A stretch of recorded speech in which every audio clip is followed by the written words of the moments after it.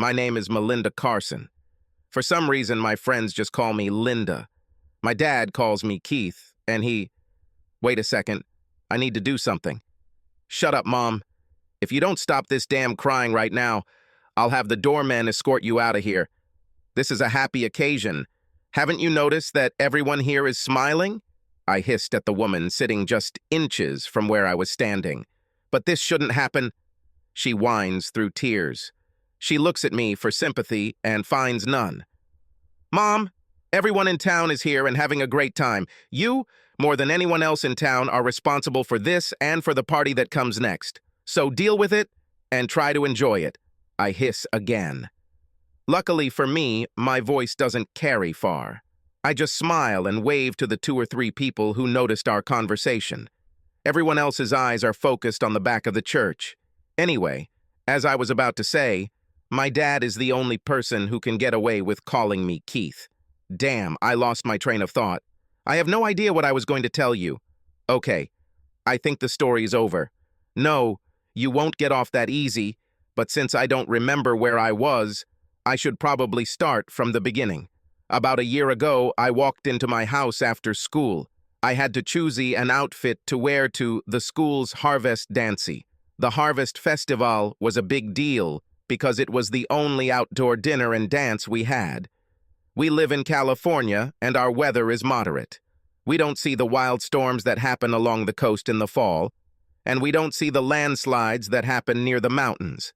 We are lucky that in October and November the temperatures are still mild enough to enjoy dancing outside. The evening air is a little chilly, but a light jacket or cape is sufficient. I needed the right outfit. Even though I'm not a cheerleader, I am quite popular, so I need to make a good impression. I don't have to worry about getting a date or impressing anyone because I've had the same guy since sophomore year. Considering he's a preacher's kid, he's very moral. We focus more on entertainment than sex. My goal, which my mother had drilled into me since I was old enough to understand, was for me to walk down the aisle a virgin, but for my husband to wake up tired the day after the wedding. I intended to do something more.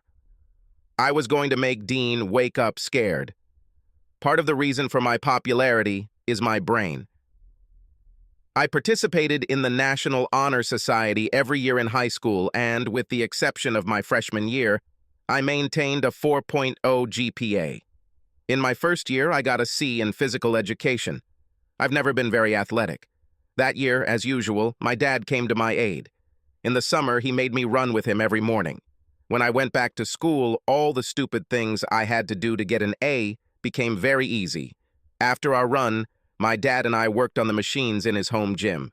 Unbeknownst to me, my body changed over that summer. I became much stronger, but also lost weight in some key areas. I think it was the bench presses, but my breasts got bigger over the summer. Not only did my skinny legs and butt get bigger, but they also took on a better shape. And the changes weren't just cosmetic. I was much stronger and much more coordinated. The first day at the gym was the day I dreaded. It was the day they made assessments. The assessments were designed to see where you rank on the National Fitness Scale. It was based on how many push-ups, squats, and pull-ups you could do. There was also a rope climb and finally a mile run. It usually took us the first week of school to get everyone tested. I did terribly my freshman year. And when the school was assessed again last week, I had to demonstrate a significant improvement in my fitness, and I didn't. That's why they gave me a C. My father looked at my report card and didn't say a word. He just hugged me and told me he was proud of me. I thought he would be a little upset, but he clearly wasn't. When we started running together, he simply suggested it to us as a fun way to spend more time together.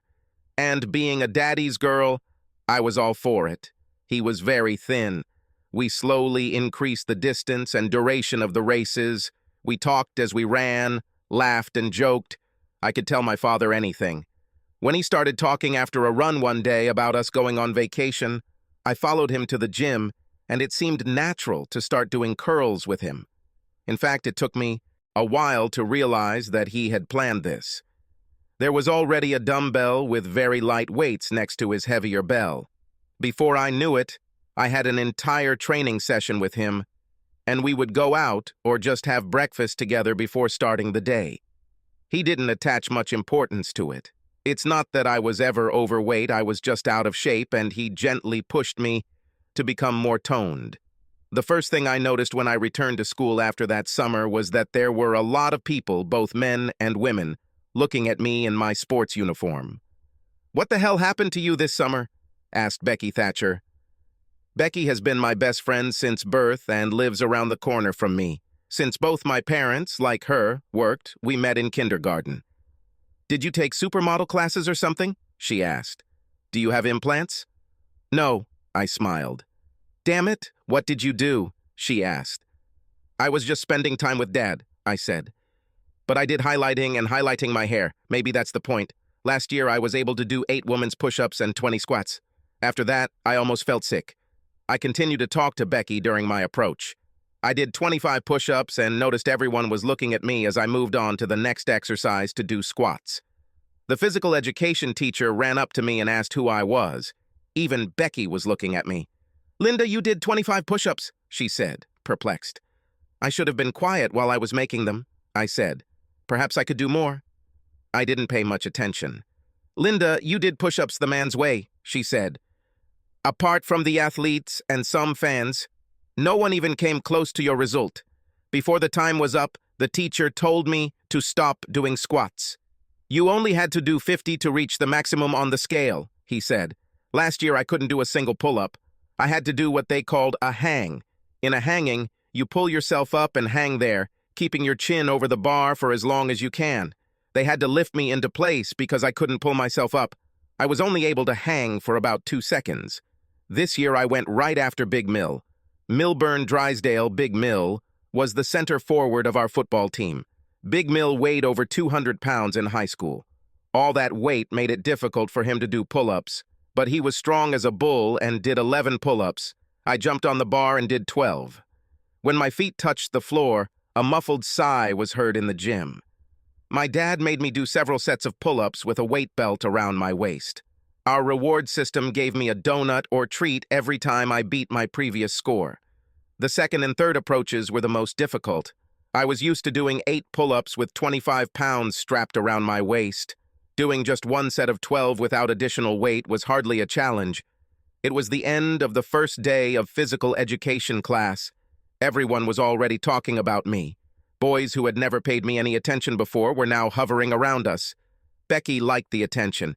We were still sitting at the table with the same people we always were with. I already knew what I wanted to do with my life, so being around smart people was a good idea. I like to think that I never changed throughout high school. But in my second year, the way other people saw me changed. This happened last year, in my last year of study. Like I said, I was trying to find the perfect outfit and got home early. My English teacher was sick, and there was no substitute. Since English was my last lesson, we were released early. As I walked through the house, I heard the sounds of moaning coming from my parents' bedroom. I did not think about that. I was 18 years old. I knew what sex was, although I had never had it. I knew it would be good for my parents, and I didn't blame them for it. I knocked on their door and told them that when they finished, I needed help with something. My mom always gave me fashion advice. My dad always gave me a man's opinion about how I looked.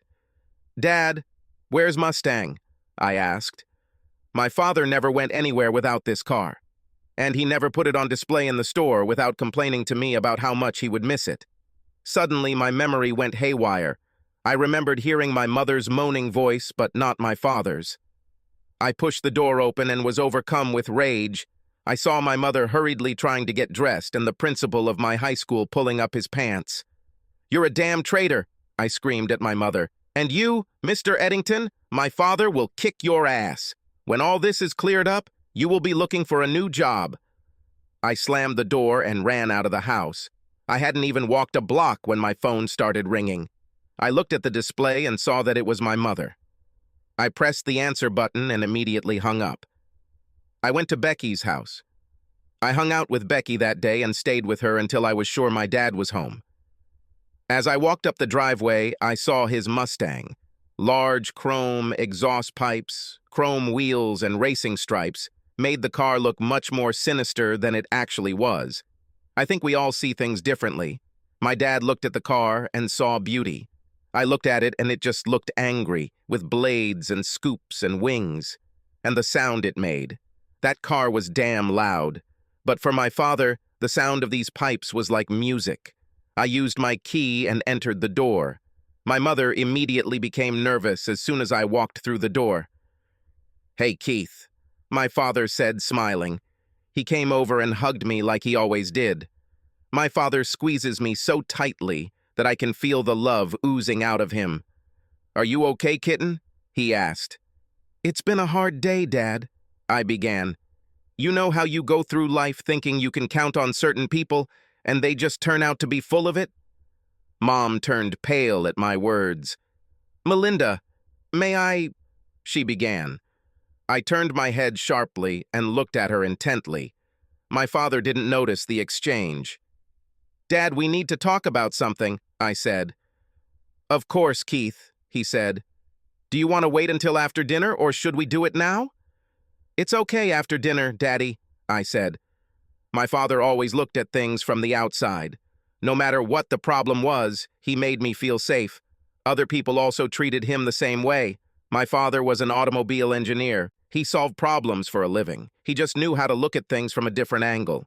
"Great," he said. "I want to install my own tuner on my car. I think I'll have to tone down the power and throttle response a bit. My gas mileage has never been great, but now it really sucks." "You go play with your car, dear," Mom said. "Melinda and I will prepare dinner." She grabbed my hand and pulled me into the kitchen after she kissed my dad. Just seeing her touch his lips made me feel sick after everything I'd seen. "Melinda, dear," she began. "I know you're supposed to be my mother, but get your damn hands off me right now," I hissed. "Don't ever touch me again." "Melinda, you have to let me explain this," she said. "Explain what?" I snorted. "You've been telling me nothing but nonsense all your life. You and Dad have always been like switches. Dad always told me that I can do anything I want. If I want to be on the student council, he said, go for it. You said that a lot of people are running, but only 6 are chosen, so the chances are slim. You said I shouldn't run for prom queen because she always gets picked from the cheerleaders. My dad gave me a necklace that said I was his prom queen before the election started. When I won, he asked me if I had ever doubted. You were shocked. You never believed in me, Mom. You constantly tell me what not to do. You filled my head with everything I can't do or shouldn't do. Melinda, your skirt is too short. Melinda, good girls don't do that. Melinda, people will think you're a slut if you wear this. When I decided to take pre-law in college because I decided to become a prosecutor and help bring criminals who hurt other people to justice, what did you tell me? You said, Melinda, this is not what a girl should do. It seems all you ever wanted was to pour cold water on my dreams, Mom. Watch your language, young lady, she said. I'm still yours. What's yours? I asked. Are you still my shining example of what a woman should be? I don't think you are, unless every woman has to be a cheater. Dad deserves someone who loves him and is loyal to him. Oh, wait. Isn't this the same nonsense you told me once I started thinking about boys? If you can't walk that path, maybe you shouldn't even talk about it. But Melinda, I love your father. It was just an oversight. I made one mistake. I'm a human too. Please give me one more chance. This won't happen again, she wailed. Mom, mistakes happen suddenly or when you're drunk. This was intentional and has likely happened before. It's no accident that you bring a man home and sleep with him in my father's bed. You also work with him every day. He is also married and has small children at home. You destroyed 2 families because you made one mistake. Melinda, I'm so sorry, she said. Please don't do this. This will hurt your father and tear our family apart needlessly. You just said it. Why destroy 2 families to punish me? Do you want your father to get hurt? Pick up that damn phone, call that asshole, and tell him you're quitting right now. Find another job somewhere else if you have to, but if you go back to school for any reason, I'll tell Dad. Immediately. Give me your cell phone. If this asshole calls you, I'll answer. And Mom, I'll be checking phone records around the house as soon as the bills come in from now on. If you call even once, you know what will happen. And from now on, don't talk to me, period. As far as I understand, you died today. I am an orphan. I want you to convince my dad to sleep in the guest room tonight and don't have sex with him. Tomorrow I want you to buy a new bed and burn it. Tell him it's hull rot or bed bugs or something like that. I don't care what it is, but you better make it happen. But Melinda, your father will notice if we don't act the same as always. And it's your senior year. A lot of things will happen to you soon. There will be times when you need a woman's opinion or advice. I know you're a daddy's girl, always have been, but you need your mom too, she said. I will find someone I can trust and look up to fill this role, I hissed. Remember what I said.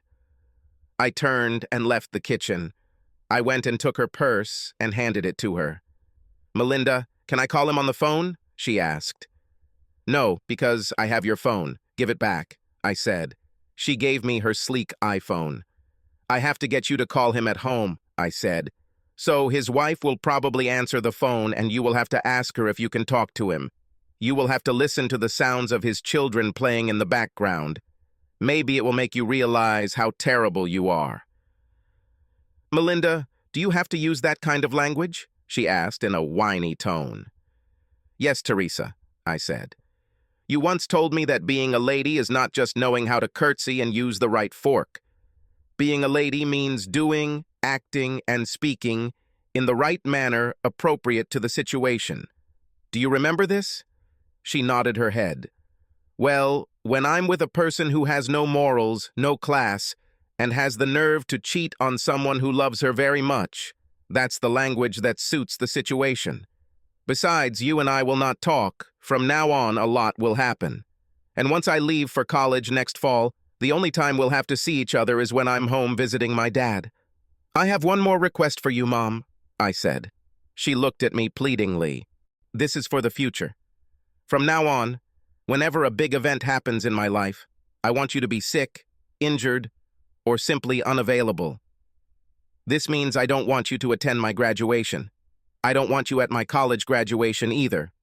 I don't want you at my wedding, and if I ever have children, I expect you won't be there. All clear? I asked. She nodded. Call him. She picked up her home phone and dialed Eddington's number. I'll have to quit my job, she said. At the moment, you need another secretary.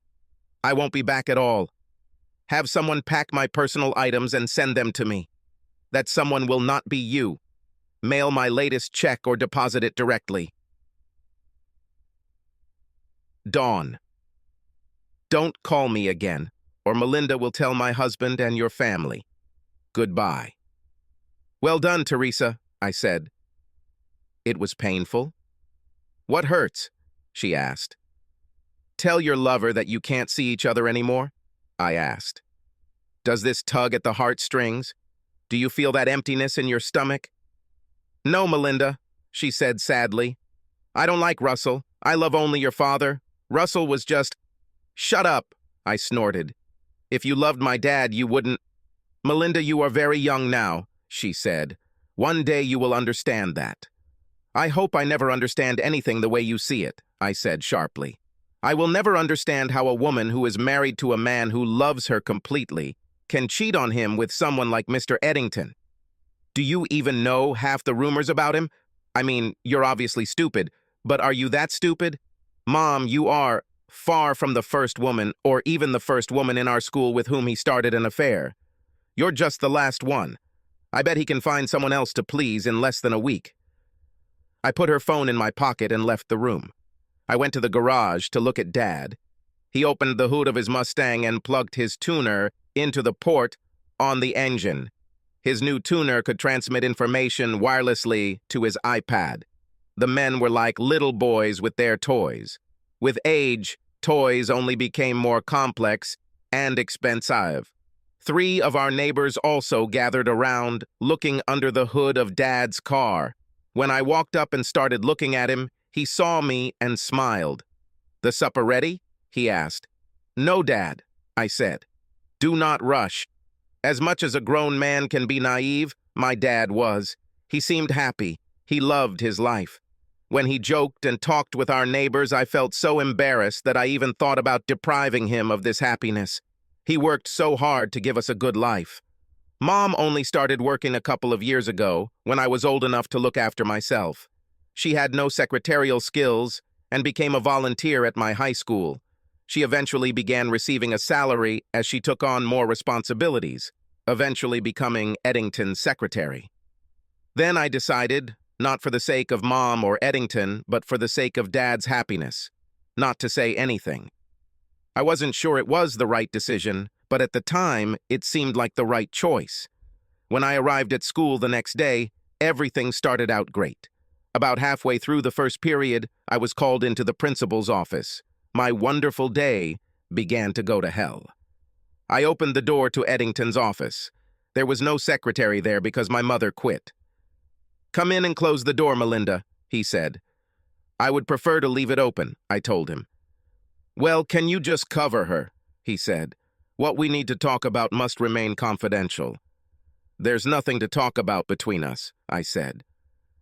"Melinda, what about your future?" he said.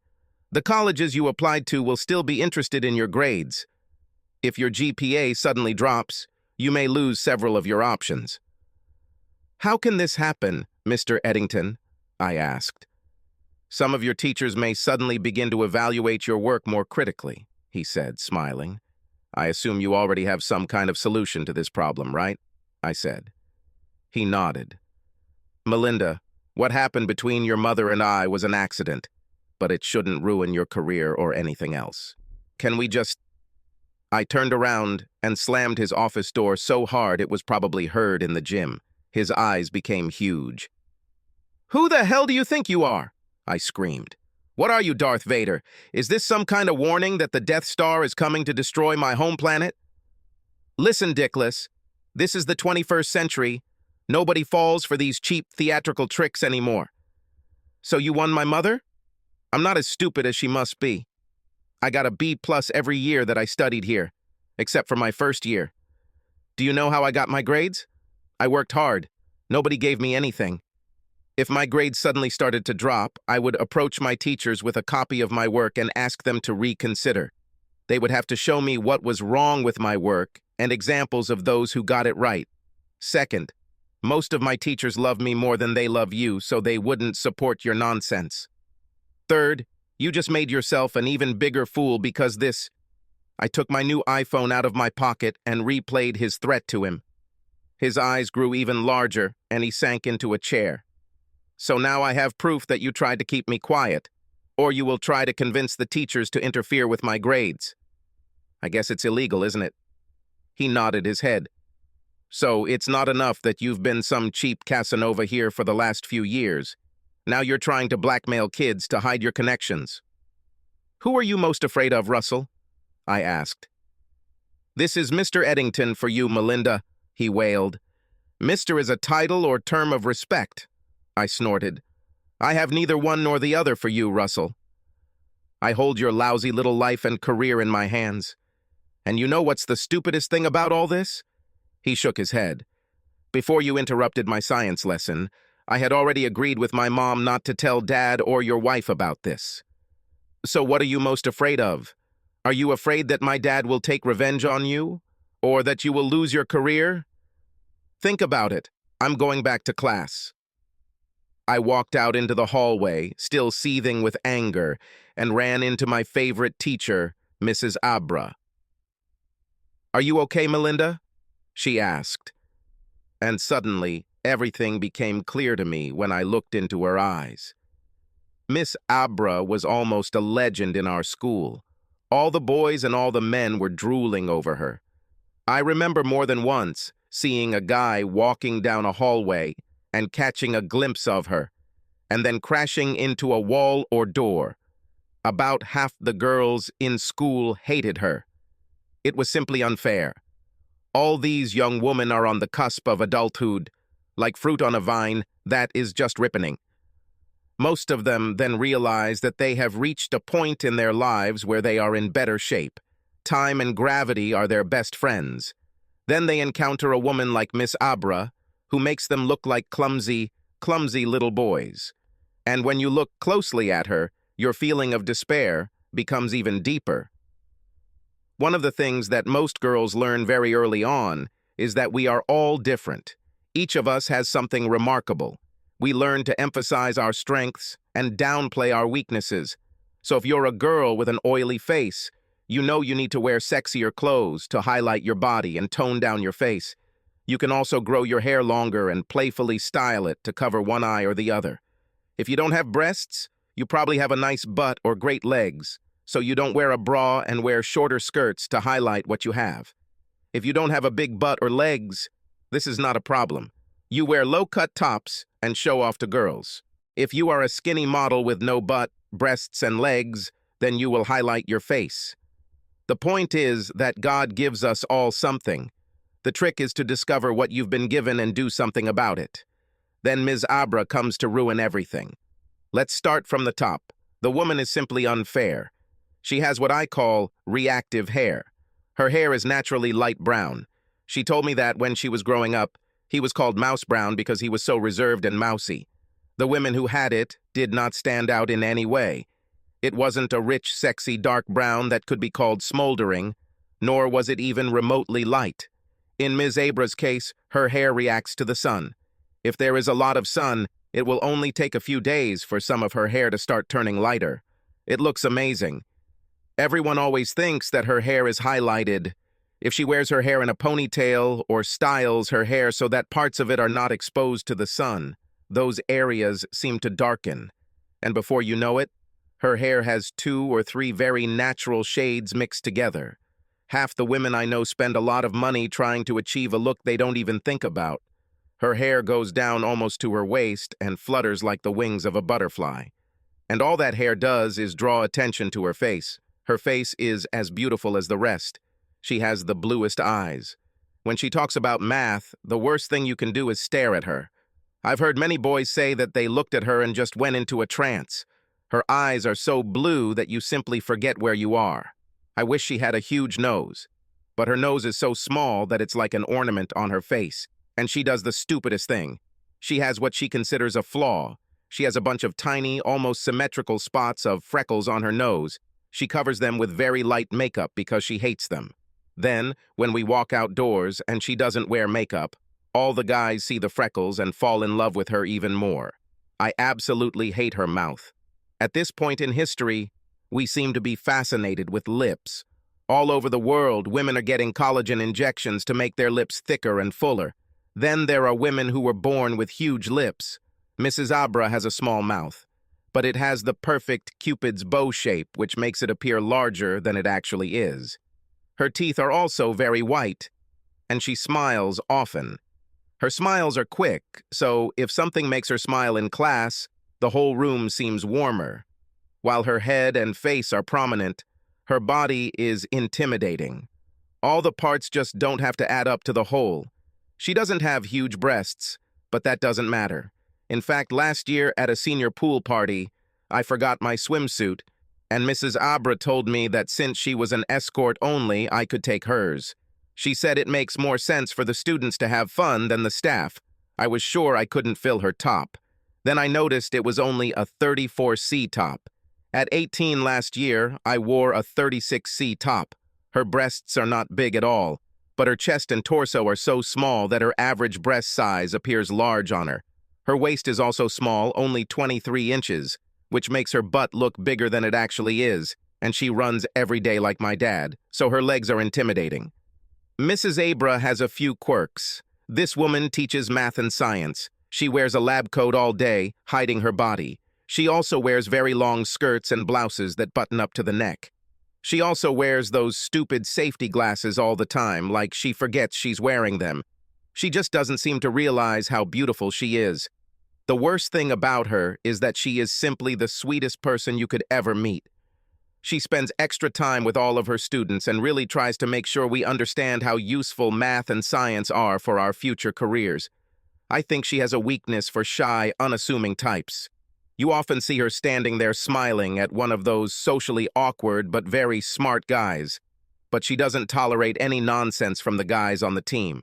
She academically benched them more times than anyone cares to remember.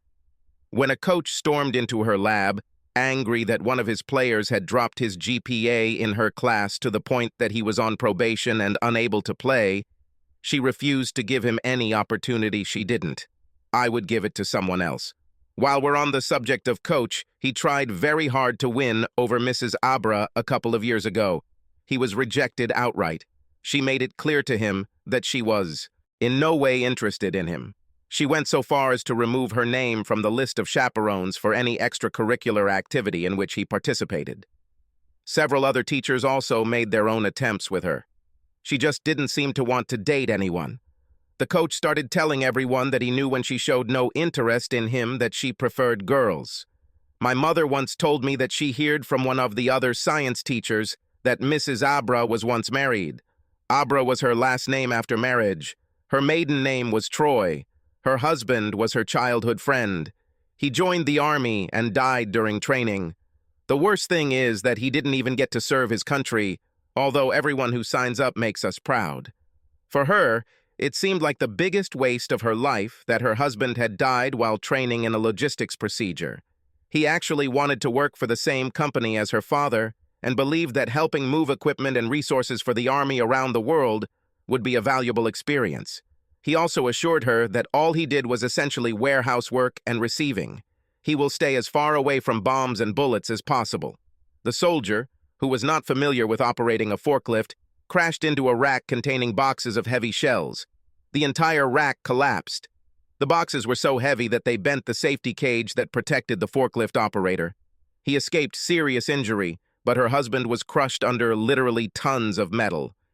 "Are you okay, Melinda?" she asked when she saw me leave Eddington's office. "Yes, ma'am. I'm fine," I said. "But he really gets on my nerves." "Trust me," she smiled, revealing her two white teeth.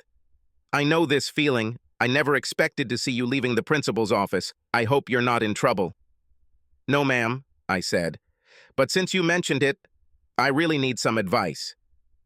You know some women's wisdom from one generation to another about fashion and style.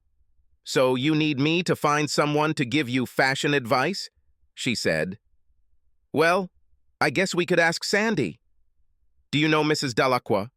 She knows all about Parisian fashions and everything. She also watches all these TV shows about style and models. See what I'm talking about? This woman has no idea how beautiful she is. She wanted to help me by asking another woman who was not as beautiful as her." "Mrs. Abra," I said, "I wanted to get advice from you." "From me?" She smiled. "But you are much more beautiful than me. I don't even know where to begin to advise you. Now, if you needed help with math, something you've never had, then you are the perfect person to help me," I said. "Okay," she smiled. "I will do my best, but you will have to help me too." "What do you need, ma'am?" I asked. "First and second year students don't sign up for a nature hike." She frowned. "They don't seem to find anything exciting about science. They tend to do everything on the computer. For them, running through the forest is not much fun. Melinda, you're very popular, and maybe if you let people know you'd be joining, I'd have more volunteers," she said shyly. God, this woman is crazy. All she had to do was take off her lab coat and those funny glasses and make an announcement, and every guy in school would show up. If the guys show up, the girls will come too. The problem was that the new students had not yet realized how hot she was. "I won't just tell people," I said. "I will be there. Is it okay if I bring a friend?" "Of course," she said, smiling. "The more people, the merrier. I need as many people as possible roaming the forest and bringing me samples." I went back to class that day, and when I got home after school, I ran into my mom again. "Hello, darling," she said with a smile. I looked at her as if she had gone crazy. I was 18 years old, and she greeted me at the door with a plate of milk and cookies. "Hi, Teresa," I said venomously. "I thought we agreed not to talk to each other." "Melinda, this is stupid," she said. "We are family. You were taken from my womb. You are a part of me, so we should at least try to get along." "Teresa, have you ever heard the expression, 'you can't go home'?" I asked. She nodded her head in confusion. What does this have to do with us? She asked. Well, you know how people are born in a certain area and grow up there, and then later become famous and move away. When they return home later, everything in the area has changed. Everything they thought was great is either destroyed or was never that great. I smiled. I still don't understand how it is, she began. Teresa, you said it yourself. I was taken from your womb, but after what I saw yesterday, I would never go back there. All your life you've given me a set of rules to follow, but you don't follow them yourself. I have nothing more to learn from you. I don't respect you anymore, so there's no point in our communication. But Melinda, we're not just a group of people working together in an office or a sports team. We're a family. We have to forgive each other when we make mistakes, she said. If you don't like my decision, we can always just tell Dad and let him decide if he wants to forgive you, I said. In my opinion, you cheated on a man who loves you so much that he does everything possible to make your life better. What has Eddington ever done for you? When you're sick, is he the one who sits by your bed, massaging your forehead? Is he the one who has supported you all these years? What did he even do for you to make you betray your husband? I asked. Nothing, she said. So, if we do it your way, I said, and I will tell Dad what you did, not only will I still not talk to you, but you will also lose your husband and also your daughter. Right? She nodded. Teresa, just give up while you're behind, I said. I can't believe the girl I raised is so unforgiving, she said. Her voice trembled and tears rolled down her cheeks. Teresa, stop crying, I said. You said it yourself yesterday. I'm Daddy's daughter. I dealt with you gently. If you were someone else, if the person who hurt my dad was someone I didn't love, I would have ruined his life. You got off easy. If you don't do anything stupid again, you can stay married to him. But of course, if someone else doesn't know about what you did, if I catch you again, even with someone else, it won't be pretty. I stayed in my room until Dad came home. Then I went downstairs and had dinner with him. Dad relaxed for a while after dinner, and then I asked him if he wanted to go for a walk or a light jog. Just as we were getting ready to leave, my mom asked if we wanted her to come with us. You don't like to run, I said, smiling at her. I can ride your old bike, she smiled. So we could all be together. My bike has a flat tire, I said, but if you really want to listen to me talk about school events and try to convince Dad to come to some of them, that's fine.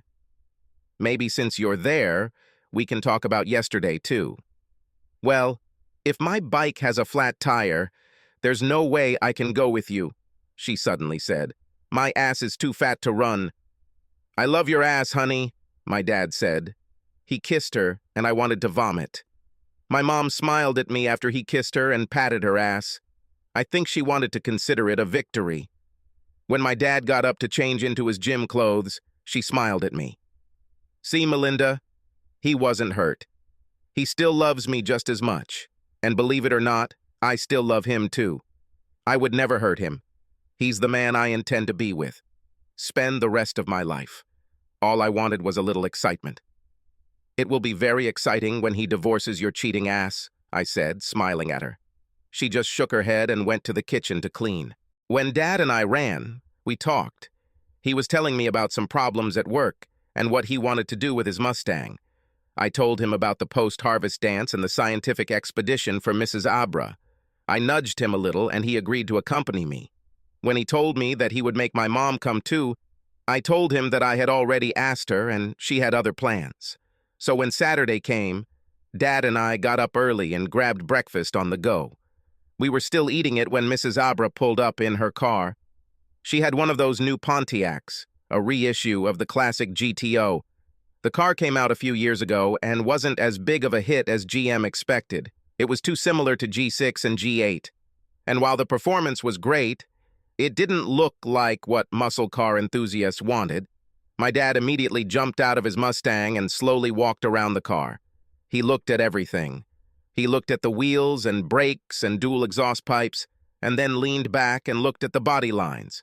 Mrs. Abra got out of the car and walked towards me. This is my dad, I said. He's a car fan. I noticed, she said. Dad, come meet my teacher, I shouted. You don't have to worry about anything. Your car is much more powerful no matter what you're trying to figure out. As soon as I called him, a van with a bunch of guys pulled up. Coach Cleats and several guys from the team got out and started looking around. "Hi," my dad said shyly. He extended his hand. "I'm Jim Carson. I'm Keith's dad." "Elena," she said. She shook his hand warmly and looked into his eyes. My dad looked away. I noticed that she tried to hold his hand for a split second longer than she should have. It wasn't much, but it was a start. "Can I ask you?" My dad started before Coach Cleats ran up to us. "Hello, beauty," he said. "I got my guys to come help with your problem." More and more cars pulled up and children got out of them. Some brought their parents or younger siblings. "Well, I don't see how they can help by playing football," she said.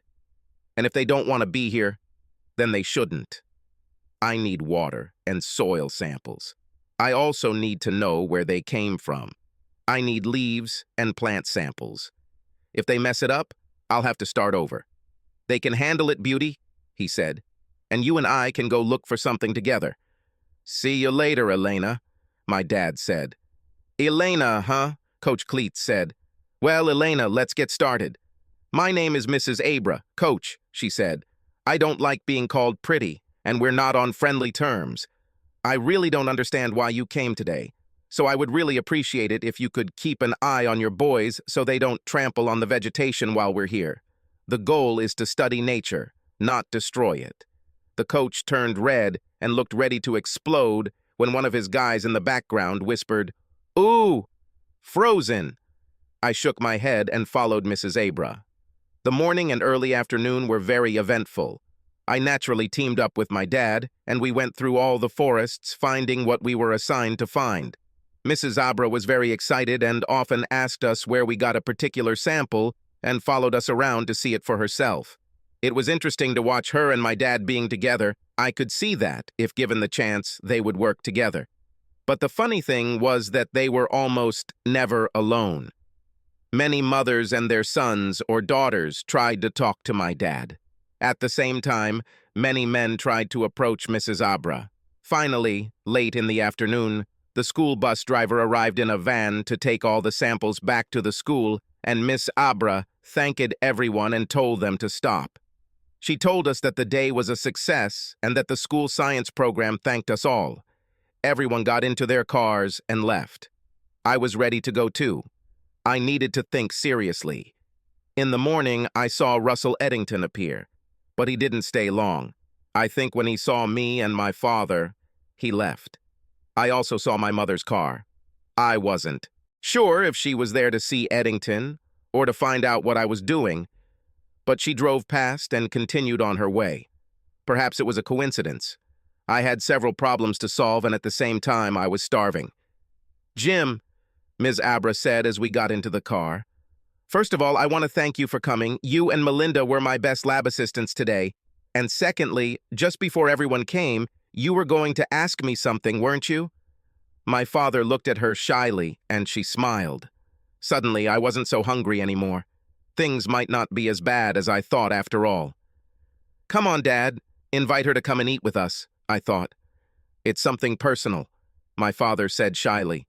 "Jim, you spent Saturday digging in the dirt for me," she said. "So ask me." "Could you, show me," he began.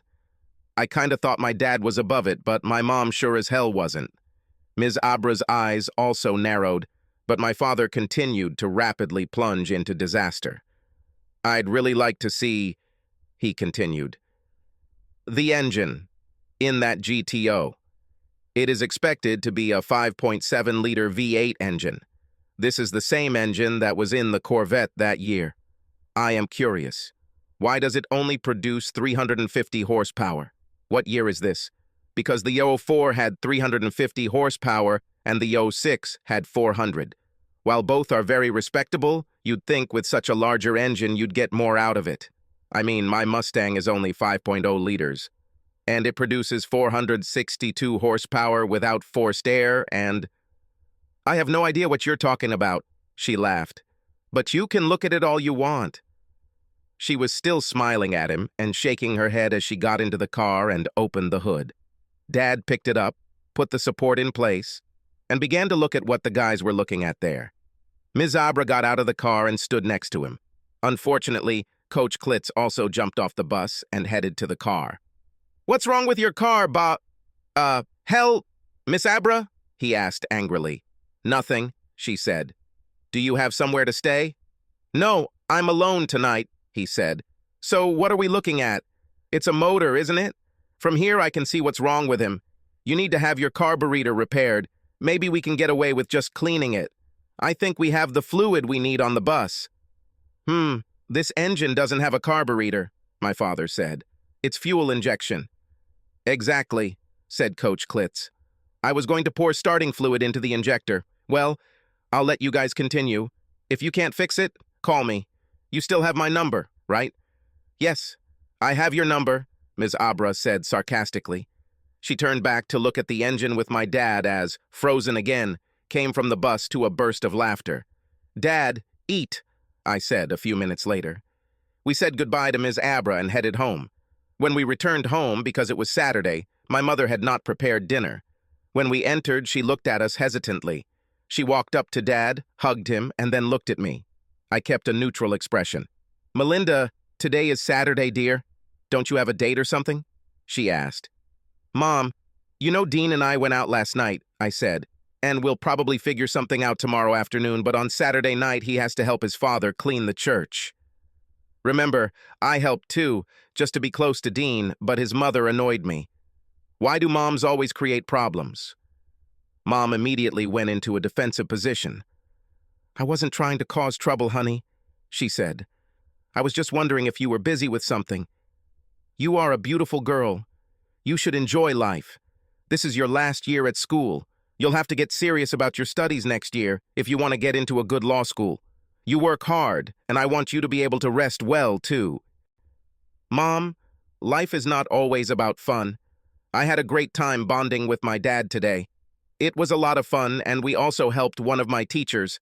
Like you said, I'm going away to college next year, so I want to spend as much time as possible with my dad. Besides, didn't you always tell me that family comes first? And you also told me that sometimes you need to do like Tammy Wynette and support your man. I know it's bad that Dean is stuck with help at the church. Neither of us are really religious, but his parents are into it. He doesn't want to offend them, so we go along with it. Since I'm in a relationship with him, I have to follow the program. Remember, you taught me to put my relationships first. She turned pale when I threw her own bullshit at her. "I like the way you phrase it, Mom," I said. "Girls who get involved with many guys are usually left without one of their own." She looked like she had been punched in the stomach. "Well, I didn't cook dinner," she said, changing the subject. "I was thinking that if you were going out, maybe your dad and I would just order pizza and watch pay TV and see what happens." "That sounds good," I said. I grabbed my dad's hand and pulled him out of the kitchen. "I'll order pizza, Dad. You turn on the big screen and find us a movie. Please don't choose one of those sappy love stories that end tragically when one of the lovers dies or cheats." When Dad came to the door a short time later to pick up the pizza from the delivery guy, he ended up talking about his Mustang with him. My mother took this opportunity to speak again. "It would be nice if you would let me spend the evening alone with your dad," she said plaintively. "How can I fix the situation if you never leave us alone?" "3 things," I said caustically. "You need to get yourself tested for STDs before you even dream of touching him again. Number 2, I saw you driving past the park at the same time as your lover, or shortly after. If I find out you've spoken to him, all bets are off. And 3, I thought we shouldn't fucking be talking to each other." I had barely finished the last sentence when Dad put the pizza in front of us. "I'll get drinks for all of us," he said. Mom and I smiled and nodded our heads. She even reached out and gently patted my shoulder. I'm sure my dad didn't notice anything. He was pretty calm unless someone was threatening his family or talking about his car. As soon as he went into the kitchen, we were at each other's throats again. "If you ever touch me again, you'll be divorced before you can pull your hand away," I snapped. "Melinda, you need to give me a chance to make peace. I'm not your enemy. I know you and your father decided that you would be a lawyer, but you treat me like I'm a criminal. Even criminals are innocent until proven guilty, she said. Mom, you had an agreement, let's call it a contract, with your father. Part of this agreement required you to be faithful to him, didn't it? I asked. But, she muttered. No buts, I said. Didn't that require loyalty and trust? Yes, she said. You broke it, I said.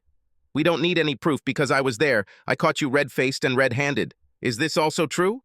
Yes, she spat. But can't I make amends for what I did? When someone steals something, they give it back and apologize, and then move on. Mom, you're either crazy or stuck at 3 years old, I said. When someone robs a bank, even if he returns the money, he goes to jail. In that case, how can you compensate for the damage? Once again, I treat you much better than you deserve. I had to tell Dad everything. You could live with your grandma again right now. And Mom, you won't stay with the house. I know this most of all. People think that the house goes to the woman. Dad paid the mortgage himself. You're not even listed on it. And in most cases, the house actually goes to the parent and child. Since I'll be off to college soon, I might add that if Dad pays for it, the judge will find me living in this house until I graduate. Make no mistake, Teresa. I am much older than the age when any judge can ask my opinion. And there is no doubt which parent I would prefer to live with. I smiled at her. So I see that you live with your grandmother. And you know that she will be very angry with you when she finds out why you got divorced. Dad will probably waive child support and your half of my school expenses since you can't afford it. Even if you went back to damn Eddington, I forgot that you can't do this because in the 3 days that you were gone, he already got a younger and prettier secretary. So at 38, you are left without any skills except those you may have behind you. You're living in your mom's basement with debt piling up. I'm sure Dad won't let me get kicked out of school for this. You don't pay your share. And he probably won't keep you on child support. Your lawyer will likely negotiate the deal. Dad doesn't have to pay you child support in exchange for you not paying child support and him paying for all my college expenses. Does this seem fair to you? No, she said loudly. I would have gone broke. I don't have any skills. I dropped out of college to have a child who no longer values me. I made one mistake. Why should I lose my home, my family, my marriage, and my daughter? For one mistake? Mom, forgetting to add bleach is a mistake. Having sex with another man in my dad's bed is a criminal offense, I said. My facial features were tense. When I spoke to her, acid dripped from my words. As far as I understand, Dad, I fell silent when he entered the room with a tray. He placed a tall, fluted glass of white wine in front of his mother. I also had a bottle of wild cherry Pepsi and Dos Equis Amber in front of me for himself. He sat down on the sofa, himself at the far end, Mom in the middle, and me at the opposite end. I stood up to grab the cable remote control, and when I returned to the couch, I leaned over and hugged my mother. This shocked the hell out of her after the conversation she had just had. Then I squeezed between them and put my feet on the coffee table as we sat down to watch the movie. I spent Sunday morning thinking about my problem. I found it strange that an 18-year-old girl who was still a virgin was trying to teach her almost 40-year-old mother a moral lesson. All my life, my father protected me, and this time, I had to protect him. I've seen enough of my friends go through their parents' divorce to know that it's usually the parent who got cheated on who gets the worst of it.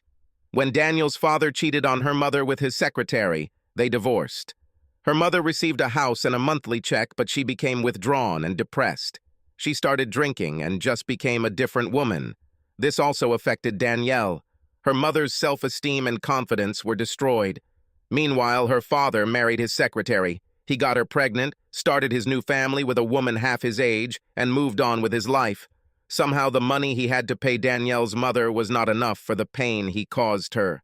She will also only receive child support for 5 years. It seemed like such a waste. She was trapped in this house, full of tainted memories, wondering what she had done wrong. She was too depressed to move on with her life or even try to find a job. Maybe that's why I was so angry with my mother. I didn't want my father to go through this. If their marriage was going to end, I needed to make sure he got back on his feet. My attempt to set him up with Miss Abra failed. My father didn't even notice how hot she was. Hell, he could barely ask her to look at the engine of her damn car. And Miss Abra was no help either. I could tell she was interested in my father, but she too was too shy to take any action against him. This just highlighted one of the problems I had with the Bible. If the meek inherit the earth, they would not know what to do with it, and someone else would take it away from them. I needed to find someone who would be more aggressive towards my father. My mother didn't realize it, but nothing we talked about really mattered. I just pulled her along with me until I was ready to throw her overboard. Did I feel guilty for lying to her? Of course not. She didn't feel guilty or even think there was anything wrong with what she did until she got caught. Then I realized that I already knew who the ideal person for my dad was. Danielle's mom would be perfect for him. She wasn't as sweet as Miss Abra, but who is? Mrs. Kinney was still slimmer and better built than my mother, and she looked pretty too. Or it would be if I could get her to put on makeup and cover up the bags under her eyes. She could help her dad get over her mom, and her dad could help her get over the divorce and feel like a woman again. I don't know why I didn't think of this first. Monday was a hectic day at school. Mr. Eddington avoided me. I tried going to his office and telling him I saw him in the park on Saturday, but it seemed like every time I saw him, he was gone. Although I saw him go to lunch with his new secretary. During lunch, I met Miss Abra. I think she was looking for me. "Hi, Melinda," she said. "So what service did you need from me?" "I just wanted you to help me pick out an outfit for the Harvest Festival dance," I said. "I would be glad," she smiled. "But I told you that—" I knew exactly where she was going. "Miss Abra, you are beautiful," I said. "You are probably the sexiest woman I have ever seen. Guys instantly go crazy for you." Before I could finish my thought, she said something under her breath that stopped me in my tracks. "I'd rather have your help than— Please forgive me for this because I'm sure she's your friend, but some fat art teacher who thinks she's America's next top model," I said. We looked at each other strangely. "I'm really sorry," she said. "I didn't want to say it out loud. I didn't mean for it to sound that way. I didn't mean to say what I said about your friend," I said. "We need to talk," I said. "Can you take me home after school? You can come over to my house and see what outfit I choose, and then maybe we can have a snack and talk about what you said. I promise that what we talk about won't go any further than just the two of us." She looked nervous, but nodded her head and left. I was so excited. When I told her how attractive she was, she whispered, "It's a shame your father doesn't think so." After this conversation, I was so excited that I could not sit still until the end of class. I noticed that my concentration was slipping, and I kept looking at my watch. Finally, 3:30 came. I packed my books and practically ran to Miss Abra's laboratory. As usual, there was a group of students waiting to talk to her about something, most of them guys who just wanted to look at her. I noticed that after Saturday's walk, she had a much larger following among the freshmen and sophomores. So we were able to do more than just collect samples. This got me thinking about a few things. First of all, I didn't think I would want to be so beautiful. This will probably be a pain in the ass. All sorts of guys you're not interested in are constantly hanging around, trying to get you to pay attention to them. It got me thinking about Saturday and the coldness she showed towards Coach. I think this helped me understand her better. She was very polite to most of the male volunteers, but also wary. She kept a neutral expression and avoided smiling too much. But with the coach, she seemed to use every opportunity to push him away. Then I remembered that the coach took every opportunity to act as if there was some kind of relationship between them. He called her baby. And then he tried to call her by name. She pointedly rejected both of these attempts. Then I realized that things were probably worse for her than I could have imagined. But on the other hand, I clearly missed her interest in my father. She told him her name, and when we were ready to leave, she called him back. She also allowed him to ask her a personal question, although my father's idea of what is personal is stupid. She then stood next to him as close as possible without even touching him as he looked at the engine of her car. I also remembered the smile on her face as they stood there. This, of course, caused the coach to come in and make a fool of himself again. Remembering this sequence of events made me seriously think about trying to get her to do something with my father. I have to admit that my father, although not a weakling, is not very aggressive either, with all the Toms, Dicks, and Harrys in the area looking at her with admiration at first sight. What does the relationship between them mean to my father? "Melinda, are you okay?" asked Ms. Abra. I looked up and realized that we were alone in the room.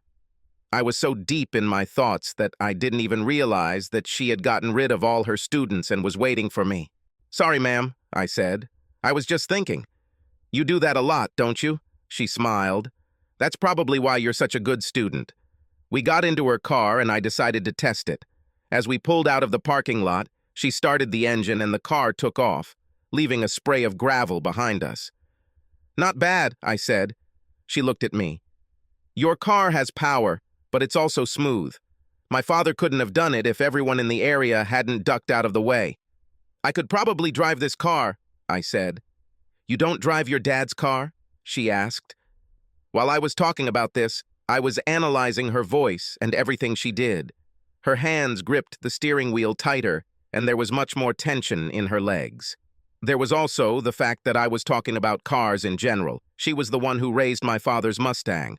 "Well, he let me drive her," I said. "I'm the only person he's ever allowed to do this. But this car scares the life out of me. Pardon the expression, but it's true. My dad treats this car like he treats his second child. But this is a cruel thing. If you don't turn on the traction control, forget about it. It burns rubber every time it starts." His previous Mustang had a manual transmission. The clutch was so tight that it was difficult for me to change gears. This car is automatic. My dad must have the reflexes of a racing driver because this car goes 35 mph without even stepping on the gas. I don't know how my dad manages it on residential streets. And on the highway, every time you look at the speedometer, it's scary. I've only driven for a little over a year, so I don't like driving fast. I took her on the highway once, and I probably thought I was going about 60. Our family car shakes a little when you drive faster than 65. I noticed that I was overtaking cars as if they were standing still. And I looked at the speedometer, realizing that I was going 90, and the car was solid as a rock. She was actually purring. This horse loves to run. By the time we got to the house, she pulled into the driveway behind my mom's car. I left and we went up to my room. I took out my chosen outfits, and she looked at them all before saying anything. "They are all good," she began. "But I think what will really make the difference is the person in them. Melinda, you can look good in any of these outfits and will probably be one of the best-dressed women at the dance. I would rule out these two, unless you have something that can be used as a stole. Even when it is warm during the day, at night, the dance becomes quite chilly. The sound of our voices must have carried because my mother looked into the room and then entered. "Hello?" she said. "I didn't know you were already home, Melinda. Or that you have a guest. Mrs. Abra, good to see you." "Hello, Teresa," Mrs. Abra said. "Call me Elena. I just realized I haven't seen you for about a week. You're on vacation?" "No," my mother said, looking at me. "I quit. Can I offer you something to eat or drink?" "No, thank you, Teresa. We're going to go out and get something to eat. I didn't hear that you were resigning. We usually have a party when someone leaves. The decision had to be very sudden. I don't think anyone knows about this yet. But on the other hand, I'm not sure I could have worked with Russell as much as you have. This man makes my skin crawl. He's worse than Coach Cleats. Every time I stand in front of him, I think he's trying to imagine what I would look like without clothes. Women, you must have stones in your head, or you must be a real slut to be with someone like him. I don't envy his wife." My mom looked nervous. "Well, have fun," she said, and went back to her business. I tried on both outfits, and we agreed that the blue dress fit better. After that, I changed back into my clothes, and we headed to Wendy's. As we sat down for hamburgers, she asked her first question.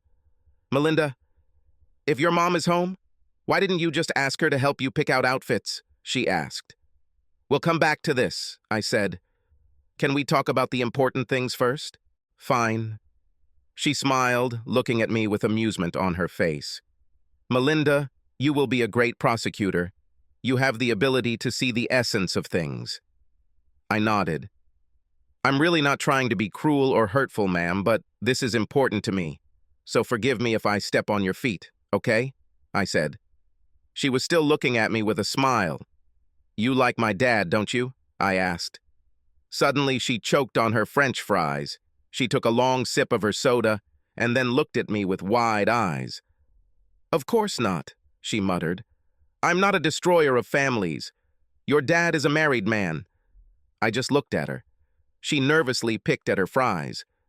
No one will ever know what we talked about here, I said, still looking at her. Melinda, I'm 33 years old, she began. I've only been in love once. It ended tragically, and I've been on the sidelines ever since. It wasn't that I didn't want to move on, I just didn't. A few years ago, I returned to my hometown and looked at my in-laws. I guess I got lonely and I thought maybe an apple from the same tree would work where nothing else had worked. He had 3 brothers. The eldest was a drunkard who beat his wife. The youngest, who is 5 years younger than me, was a drug addict. And the middle one, who served in the army with my husband, is in prison. For some time, I wondered what my life would be like when he returned from the army. Would he have become just like his brothers? Or was he a special person? I guess I'll never know. My sister-in-law tells me that Robert, that's the older brother, was an angel for the first 5 years of their marriage. As he got older, she said he changed and became more like their father. She never expected him to hit her the first time. She told me to hold on to my good memories, but I got the impression that she thought he would have changed too. I wanted to move on, but I react to most men the same way you react to a tree. I'm not stupid, Melinda. I know I'm attractive, but so are you. Can't you tell by the look of a guy if you really like him or if he just wants sex with you? I nodded, and she was right. I've spent my whole life trying to overcome my appearance, she said. I had to work twice as hard as everyone else to prove that I was interested in science. In college, no one wanted me in their group for group assignments because everyone thought I was stupid. The only guy who watched it, I married him. Melinda, he was funny and shy, and he danced to different music. Do you know what he told me the first time? I shook my head. I was in the library with a book in my hands. He came up and sat down next to me. He began to write a term paper. His work was supposed to be printed, but he wrote it by hand. I found out later that he always did things the way he wanted, no matter what. He was a terrible typist, but he had great handwriting. Eventually, we started spending a lot of time exchanging glances. Finally, he just looked at me and said, God, you're so ugly, he said with the biggest smile on his face. Shall we have lunch together? If I'm so ugly, why do you want to show off with me? I asked. My father told me never to fall in love with a beautiful woman, he said. And since I want to marry you more than anything in life, you must be ugly so that I don't break my promise to my father. He constantly surprised me, she said, all the time until the end. And no one had such an influence on me since he died until I met your father. He is such a contradictory person. He is very handsome, but instead of being arrogant, he is humble. He is clearly confident in himself, but unlike the other dads who were there on Saturday, he didn't stand with other guys discussing golf. He spent the entire day running through the woods with his daughter. You could see the joy on his face when you found different leaves or insects. It seemed like every damn guy was coming up to me, like I had to fall on my face and bow to them because they came up and said some cliché thing. I guess I must feel desperate because I'm a widow. She sighed and began munching on her fries again. Melinda, I think I'm desperate. My biological clock is ticking like hell. But I intend to get married once again in my life. When I find a partner, it will be for the rest of my life, so it has to be the right person. And since you said that this will stay between us and I trust you, yes, I really like your dad, but you have nothing to worry about. I'm not the type of woman who goes after married men. Besides, he's more interested in my car than me. The whole time we were talking, I was afraid to breathe. I had never felt this way before. I wanted his touch so much, but I didn't dare. She looked a little sad as she ate some more of her hamburger. But as sad as she looked, she seemed more relaxed. It was as if being able to tell someone about it had lifted a lot of tension off her shoulders. I'll help you, I said as she hung her head and munched on a hamburger. She stopped chewing and choked again. I had to stop talking while she was eating before I killed her. Melinda, he's married, and your mother, he's cheating on him. I spat loudly. My mother was entertaining Russell Eddington in my father's bed when I caught them. She doesn't deserve him. I won't let her hurt anyone. They are getting divorced. That's why she had to quit her damn job. I can't stand her. That's why I don't ask her for advice on anything. And my father will be heartbroken when he finds out. The best way for me to do this is to find someone who is better for him, someone who can help him get through the pain he'll feel when he finds out, and then help him move on. You are perfect for this role, ma'am, and the reason he hasn't noticed you is because he really thinks he's being faithful to a woman who deserves him. No matter how beautiful you are, my father is simply not a cheater. We just need to get you together a few times. I returned home, feeling better than I have since this all started. I wanted to pull out a cigar and say, I like it when a plan comes to fruition. I guess that's why I was surprised when the wheels of my brilliant plan started to fall off. Melinda, what the hell are you playing at? The mother asked angrily. You're right. I saw you in the park on Saturday. I was afraid that you would tell your father. I saw you introduce him to Math and Science Barbie. Then you actually brought that bitch into my house. If you need help choosing your clothes, that's my job. I am your mother. Did you know she prefers girls? She asked. I started laughing out loud. She doesn't prefer girls, I laughed. You probably heard it from Eddington, didn't you? No, she's not like that. She's just picky about her men. What do you mean? She asked curiously. I knew I had it. This wasn't what I planned, but it will probably work. Do you remember our conversation about how you reconcile with Dad? I asked. She nodded excitedly. The only way to even things out is for Daddy to have sex with someone else too.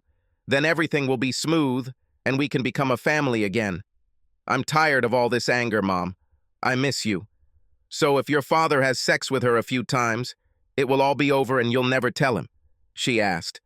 And you will forgive me too. That was the plan, I said. But it won't work. Dad didn't even look at her twice. He was more interested in her cart and she was... I'll help you, she said. No one knows your father better than I do. We just need to bring them together in enough situations where they actually have to touch each other. Then, when we're ready to lower the boom, we need to get your father drunk. Let me think for a moment while I prepare dinner. We can do it. She smiled widely and held out her hand for me to give her a high five. God, she's so stupid, I thought as she left the room. The next day at school, I told Mrs. Abra, or Helena as I called her since we were partners in crime, about the new developments. I also told her about my mom's first idea, which was to get the two of them together. We had to have a party that was also a practice dance for the harvest dance. This was mainly done so that younger school children could learn to dance before the big festival. Most of the children were excellent at dance club-style dances, but had little experience in partner dances like those performed at a harvest festival. I convinced Helena to sign up as a chaperone and told her that I would work to get my father to do it too. Once there, I got them to dance with each other, and we were all one step closer to getting the two of them together. The funny thing is that this idea came to my mother. As the evening of the practice dance approached, I noticed that my mother was becoming more and more worried. I still didn't talk to her much, but I talked to her about the plan. She had some interesting ideas about what to do after the practice dance. Either way, there was magic in the air on the night of the practice dance. I let my mom put a flower in my hair while I waited for Dean to pick me up. Both Dad and I were shocked that Mom wasn't coming. I actually got angry and pulled her aside. I actually thought it would be cool to invite her over here and make her watch Daddy dance with Helena. I wanted to enjoy the way she squirmed, watching as a woman who was younger than her, better built than her, and more beautiful than her, did everything she could to excite my father right in front of her eyes. Both Helena and I agreed that my mother simply did not love my father. Despite all her statements, she refused. The first blow was her infidelity. If she loved him, she wouldn't cheat on him. The second blow was her refusal to confess everything when she was caught. The final blow was the fact that not only was she willing to let him have sex with another woman, she was willing to help with planning and executing the event. She had nothing to do with my father, If she loved him as much as she claimed, she should have cried at the thought of him having sex with someone else. I looked at her in the kitchen, my dad upstairs, and Dean waiting in the living room. "Why don't you go?" I asked. "Go upstairs and get dressed now." "Melinda, you don't want me there," she said. "Think about it, honey. You have an analytical mind. You know how shy your father is. There's no way he'll dance with Helena if I'm there. He will consider this an insult to me. And secondly, you'll have to convince him that Helena is lonely and upset because no one will dance with her anymore. Besides that, he won't approach her, no matter how beautiful she is." I had to admit that the bitch was right. I didn't even think about how to persuade him to dance with her. What I didn't realize was that my mother had outsmarted me. Damn, I was only 18. I couldn't keep track of all the factors. And she was mean. When Dean and I were driving to the dance, he tried to start a conversation.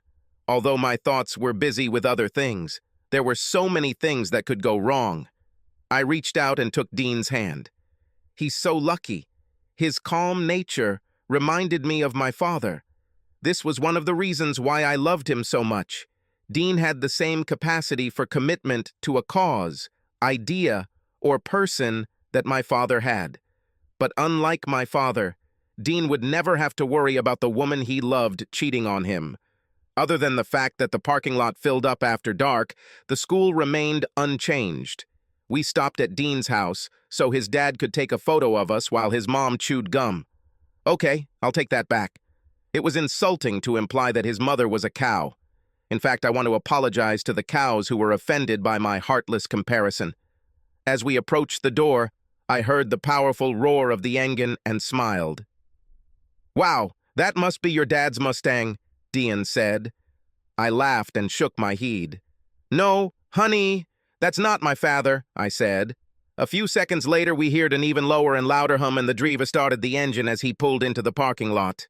"This is my dad's Mustang," I said. The two cars pulled together and actually parked next to Dean's Toyota. I'm sure most people thought it was a coincidence that my dad's GTO and Mustang GT pulled up at the same time and parked next to each other. But to me, it was more of an omen. I saw this as a sign from the authorities that they not only sanctioned, but also blessed this union. I watched as Miss Abra looked across the car at my father. My father fiddled with his keys. Out of nowhere, Coach Klitz ran up to Helena's car and tried to open the door for her. Since the door was locked, he tried again and again. She rolled down the window and asked what he was doing. "I'm just opening your door, baby," he smiled. "I'm trying to be a damn gentleman here. I figured since we're going to spend most of the evening rubbing bellies, and if we're lucky, most of the night after that, we might as well start off on a good note." "We don't start on any note," she said coldly. "We don't even start the same song. Your comment about belly rubs is inappropriate in the workplace. I could easily file a sexual harassment case against you if—" "Hello, Helena," my father said. "I hate to bother you, but I was hoping you could show me where the gym is." "Aren't you the football coach?" he asked Coach Klitz. He extended his hand to shake. "I heard the team is looking good. People are saying you guys might even win a game this year." The locks on Helena's car opened, and she got out of the car. It was as if every head in the parking lot turned at the same time. Helena wore a white sheath dress that hugged her curves. She had a string of pearls around her neck, and in her hair, like mine, she had a large flower tucked into one side. She looked my dad in the eyes and said, "Hi, Jim. I'd like to show you around. In fact, they like it when escorts work in teams. One of us will cope with the girl and the other with the boy. Just let me grab my purse." She sat back in the car and grabbed an expensive-looking white leather clutch. She took my father's arm, and they entered the building together. I grabbed Dean's hand and pulled him along. I needed to see what happened next. I noticed that a lot of people were looking at them both when they entered. Helena might as well have painted a target on herself. Most of the women there immediately hated her. She set new paradigms as soon as she entered the building. Its effect was especially pronounced among women. Both she and my father looked like they belonged together. I was proud of the way my father stepped in to help her with the trainer, who was still angrily trailing behind them. "Okay, we're here and you're safe," my father smiled. I had a bad feeling when he turned to leave. "Jim," she said quietly, "where are you going?" Um, I just wanted to get you away from the guy who was hitting on you, he said. I'm going to go check on Keith. She took his hand again. You saved me, so now you're stuck with me. Also, you did a great job with Melinda. It's time to give her some space. She is a smart, independent woman. I think we're the ones who need a little TLC. My father looked embarrassed, but sat down at the table with her. Then what I thought was another disruption to my plan happened. We all heard the sound of a car engine running, coming from my father's jacket. He smiled and took out his iPhone. Helena looked across from me, and I shrugged. "Oh, hi, honey," he said. "Are you feeling better?" Then he laughed, listened, and fell silent. I was sure that he would run to her house and make a checkmate.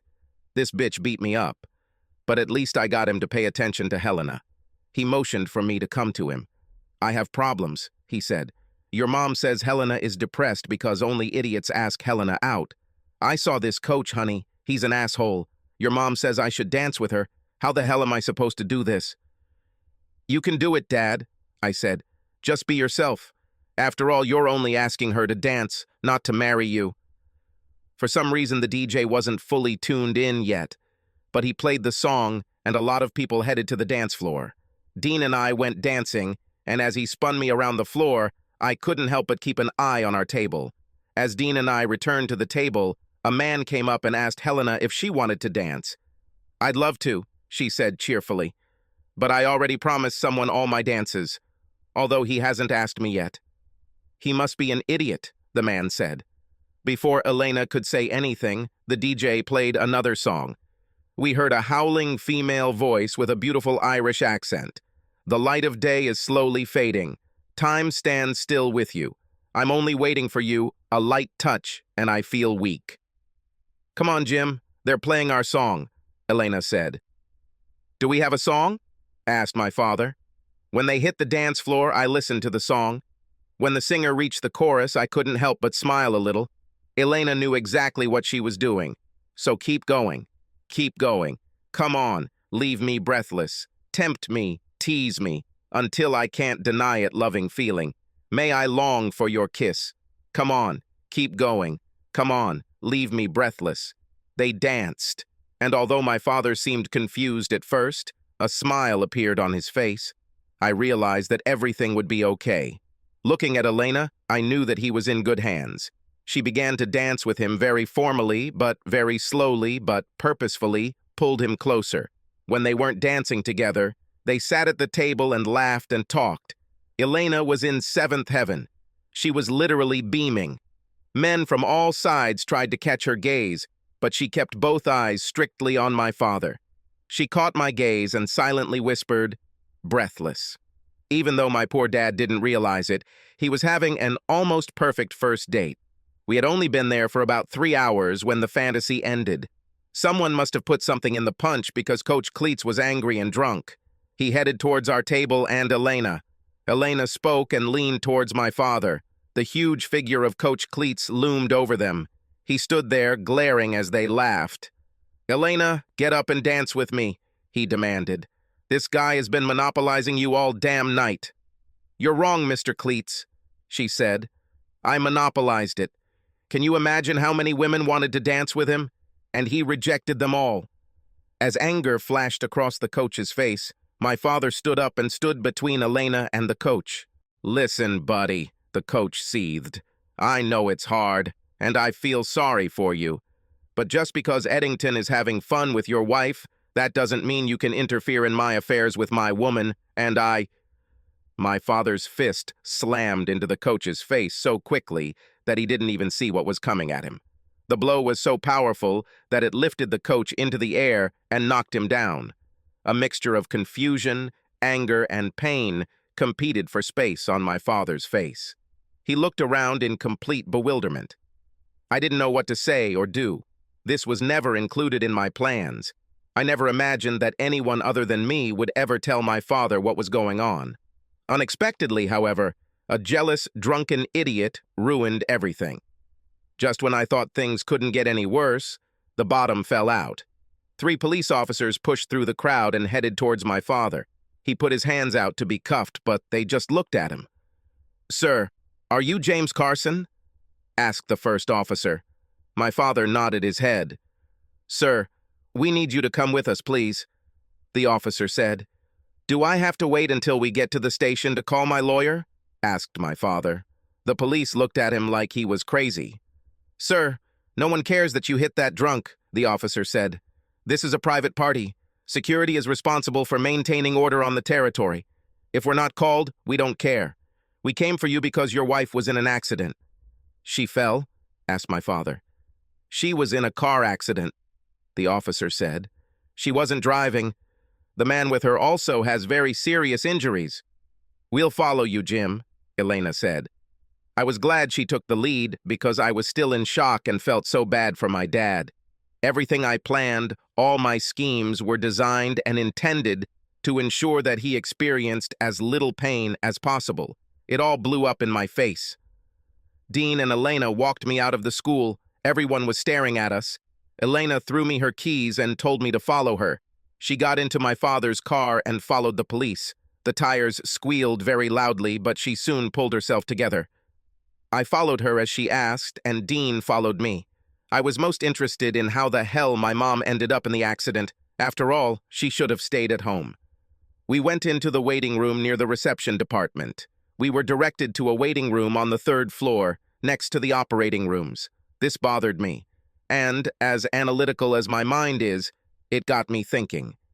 Here I sit, waiting for my mom to come out of surgery, and my only thoughts are about my dad and how this will affect my plans for him. Dean was very supportive as usual, but what surprised me most was Elena. I thought she would be a neutral observer, or at best a concerned friend. But she was clearly upset, and we didn't even know what had happened yet. I hugged her and told her everything would be fine. As we sat down, a woman came into the room with 2 small children. The woman greeted Elena and sat down on the other side of the room. Elena barely returned her greeting. She didn't take her eyes off the door. Sitting there, I considered all the possible variations of events and assessed how their possible outcomes might affect what I needed to do. The nightmare scenario for me was if somehow this accident would bring my parents closer together. I could imagine them having tearful conversations at her bedside and him agreeing to forgive her if she would just get better. She will then tell him that I knew about their relationship all along. It could ruin my relationship with the person I love the most. All this, despite my careful plans, turned into the worst nightmare imaginable. The door to the operating rooms and the corridor between them swung open. The doctor came out, followed by my father. Before I even realized the door had opened, Elena had already gotten up and walked towards her dad. She hugged him, and he put his arm around her waist as he continued to talk to the doctor.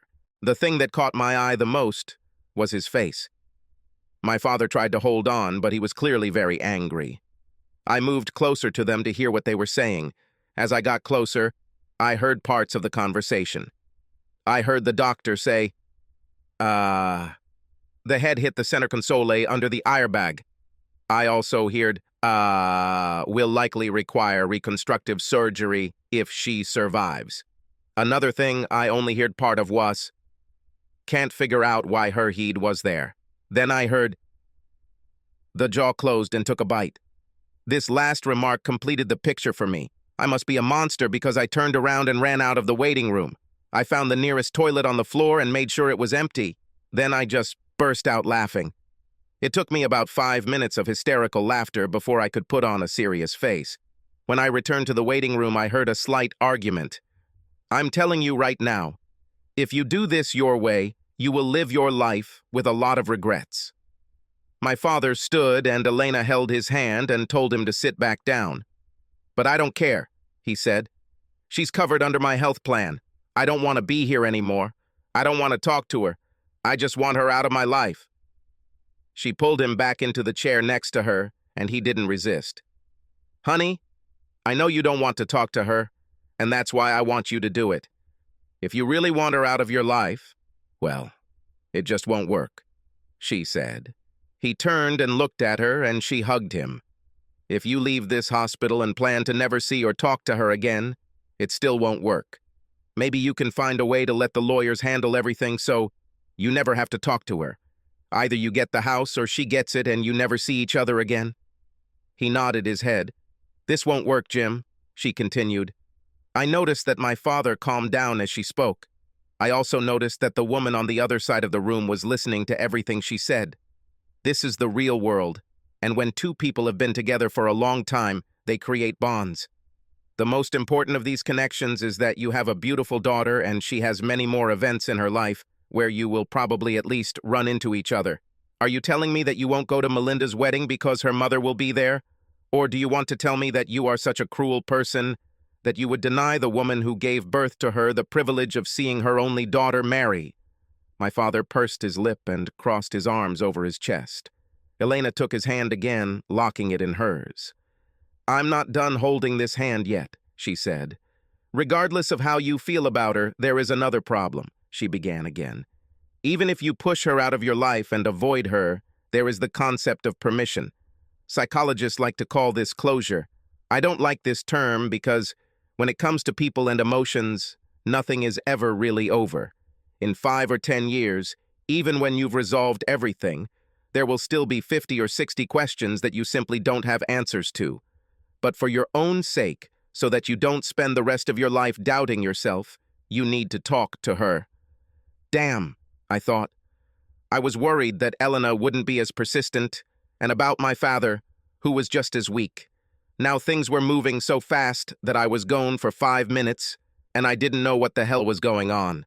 Elena talked about the rest of their lives as if it was a foregone conclusion that they would spend it together. And my father didn't argue with her.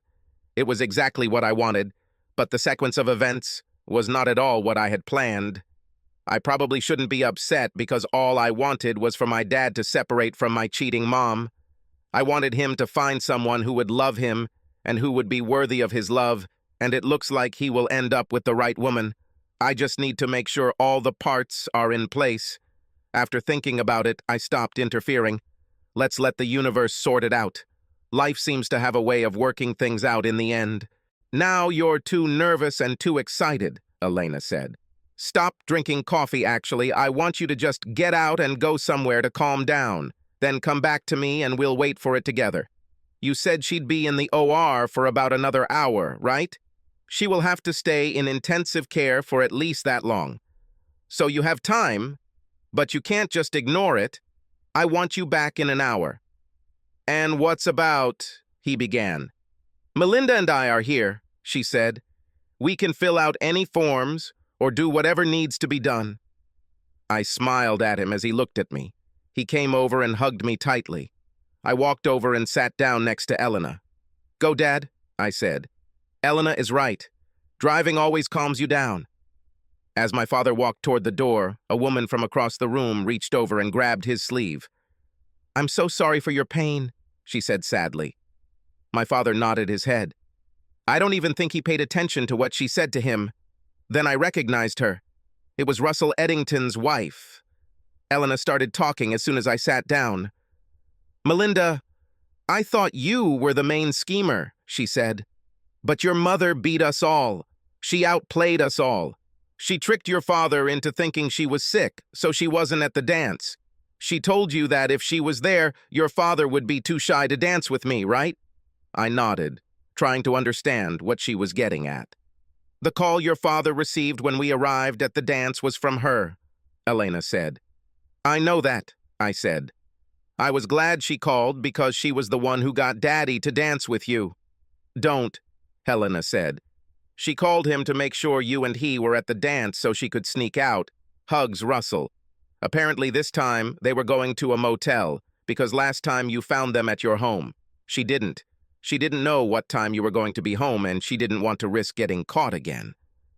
Apparently he lost control of the car or was simply not paying attention to the road and they crashed into a tree.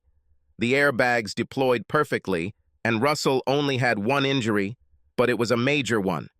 Okay, it's probably a minor injury. I can't believe that damn bitch was going to cheat on him again, I said. Helena, Dad was right. We just don't need her in our lives.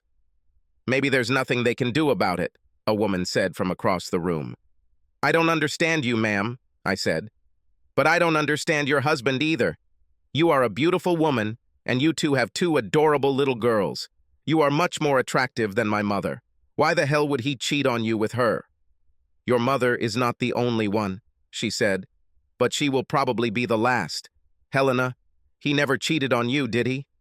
Of course not, Helena answered, as if she had been asked the most obvious thing in the world. But he tried, didn't he? Asked his wife. Helena nodded her head. The only good thing about him is that he is a good provider.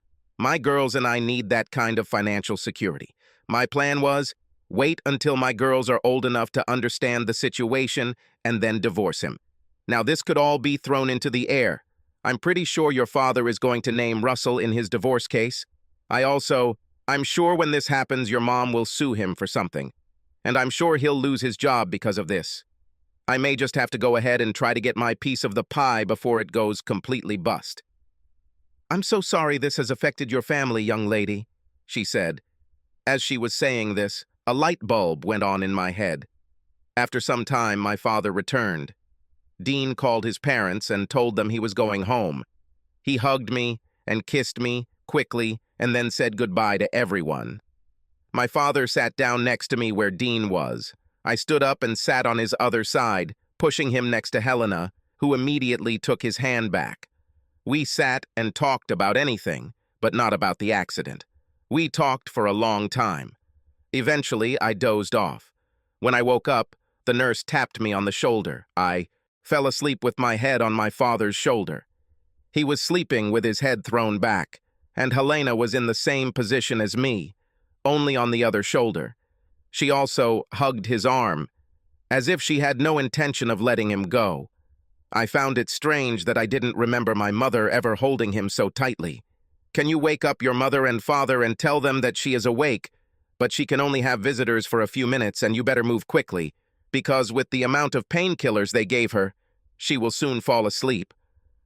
I woke up my father and Helena, thinking about what the nurse had called them. My mother and father. It really felt right. We took the elevator to the 5th floor. The nurse told us that we could come in one at a time and stay there for about 5 minutes. My father headed towards the door, and Helena grabbed his hand and pulled him back. Jim, don't go there angry. She just came out of surgery, so she's already in a lot of pain. Now is not the time to just stress over it. Just stop by and say hello. Can you do this for me? He clenched his fists, finally unclenched them, and nodded his head. Helena was amazing. My father entered the room. He was gone for about 15 seconds and immediately returned. I went in then. One side of her face was completely covered with a bandage. She had tubes that delivered medicine into one arm. Her shoulder was bandaged on the other side, and they placed her in some kind of frame that kept her spine straight and prevented her from rolling over during the night. There was some kind of metal halo attached to her head, which went from top to bottom and prevented her from opening her mouth. I think she'll need this until her jaw heals. Her eyes moved with me as I walked around the room. Hi, Mommy, I said. How are you feeling? A sound came out of her mouth that was somewhere between a grunt and a squeal. I told you that if you cheat on him again, something bad will happen to you. But you didn't listen, so you deserve what you got. And what you get is a scam. Mom, since we're the only ones in the room, I'll let you in on a little secret. I was never going to lose sight of this. This was my plan from the very beginning. Ever since I first caught you, I've been looking for someone who can take care of Dad when I go to college. Helena is perfect for him. I appreciate you helping me put them together. Looks like she can handle it. Her eyes got bigger, and it seemed like she was trying to say something, but the metal circle was preventing her from moving. However, it seemed that even trying to move caused her pain. But you should be grateful to her. If it weren't for her, he wouldn't even come here to see you, I said. She looked at me angrily. Mom, don't be angry with me. It wasn't my fault. I'd like to think about it, though. Dad knows about you and Eddington, but I didn't tell him. He found out about it just before the police came for us. Guess what? It wasn't the police either. It was Coach Klitz. The coach was angry with Dad and Helena. He got drunk and told his dad he shouldn't. Dad knocked him out. He hit him on the ass in front of the whole school, including the kids on his team. It got me thinking, how exactly could the coach know that you were training Eddington? The coach and the director are not exactly friends. You were a coach too, weren't you, Mom? I looked into her eyes, and she couldn't look me in the eyes. I just shook my head. What are you doing, Mom? Well, I guess my 5 minutes are up. I probably won't come to see you very often, so see you. When I went outside, Dad took my hand. Thank you for everything, Helena, he said. I don't think I could have done this without you. I've thought a lot about what you said, and it makes sense, but I'm just not sure I can do it. I'm not sure I can pull this off. Even now, when she is not in the room, I want to strangle her. And that asshole Eddington... He took a deep breath to calm himself. Anyway, I'm sorry if my problems ruined your evening. Let's go, Keith. Let's go home, he said. Did you bring my car here? Helena did, I said. I drove her car. Remember, she handed you the keys. Do you still have my keys, Melinda? Helena asked. I nodded. Okay, see you at home. My father's mouth dropped, but he had been listening to her all evening, so he just agreed. When we got home, I just went over, changed my clothes, and went to bed. I could hear their conversation even when I fell asleep. When I woke up the next morning, I showered and went downstairs to grab something to eat. My father was sleeping and purring on the sofa. I heard movement in the kitchen. I walked in, and Helena was standing in front of the stove. She had 2 frying pans working. In one, she was frying bacon. In another, she was baking pancakes. What struck me most was what she was wearing. She was wearing my dad's U of M t-shirt and nothing else. I was sure she was wearing underwear, but I wouldn't bet on it. I borrowed a couple of things from you, she said. I didn't want to wake you. I can't fit any of your mom's things. This solved the underwear issue. Why didn't you borrow jeans or a skirt? I asked. She curled an eyebrow, and I understood. She wanted my father to see her in the things he loved most. We talked all night, she said. He's very upset. The 2 of us will have to help him get through this. Melinda, last night I told him everything about me. I think he's a little upset with me. Why should he be upset with you? I asked. Because I need to be honest with him, she said. I don't want any secrets between us. So I had to let him know that I was at the dance for a reason. I had to go ahead and tell him that I was pretty much stalking him. Ever since I first met him while hunting for specimens in the forest. I think it made him see me as something like your mother. I think he really believes that I will go after a married man. The only way to let him know that I'm actually not that bad would be to let him know who told me he was probably available. And I couldn't do it without giving you away.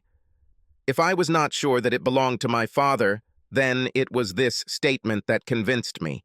She not only belonged to my father, she belonged to us. Don't worry, Helena, I said. We'll all be in order after breakfast.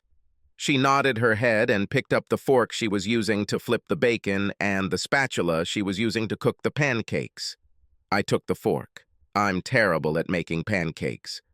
After breakfast, Helena borrowed a pair of my sweatpants. Naturally, she chose blue ones, and they matched her dad's sweatshirt, which she refused to give up.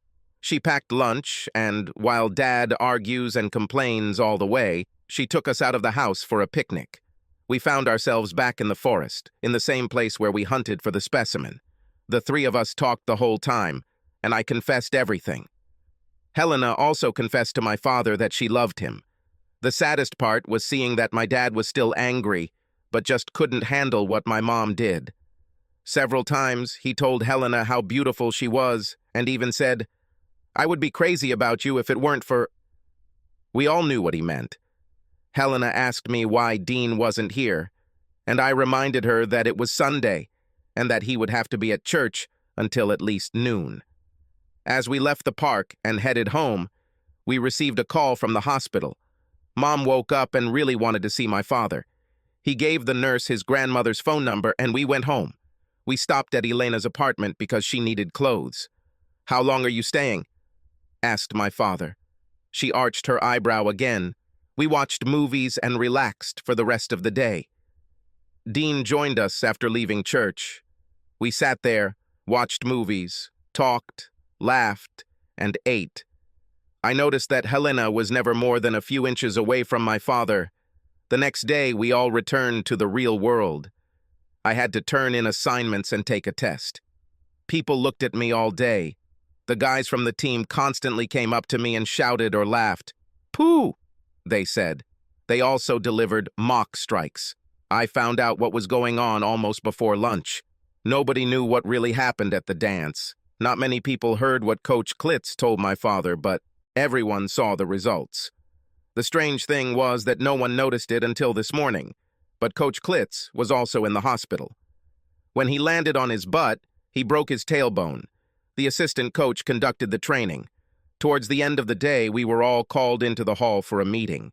The deputy director explained to us that Principal Eddington had been involved in an accident over the weekend and would be hospitalized in the near future. She told us that we would continue to work as if he was still here because that's what he wanted. She told us to keep praying for him, and I was glad I didn't. One person asked how long he would be gone, and she told us that she didn't know, but that he would be back as soon as possible. Another person asked about the extent of his injuries. This made me laugh. I came home and looked in the refrigerator. I had already made dinner once or twice, so I decided I would make dinner. I had a lot of time because Dad wouldn't be home from work for at least another 90 minutes. I was very surprised when I heard a car drive up. I was even more surprised when I heard someone knock on the door. I opened it and saw Helena. I just stepped aside and she came in. She went into the kitchen and looked around. "What are you doing?" she asked. "Burgers," I smiled. "I'll cook them and let Dad fry them when he gets back from his run." "He is running?" she asked. I simply nodded. "Okay, what are we cooking for the parties?" she asked.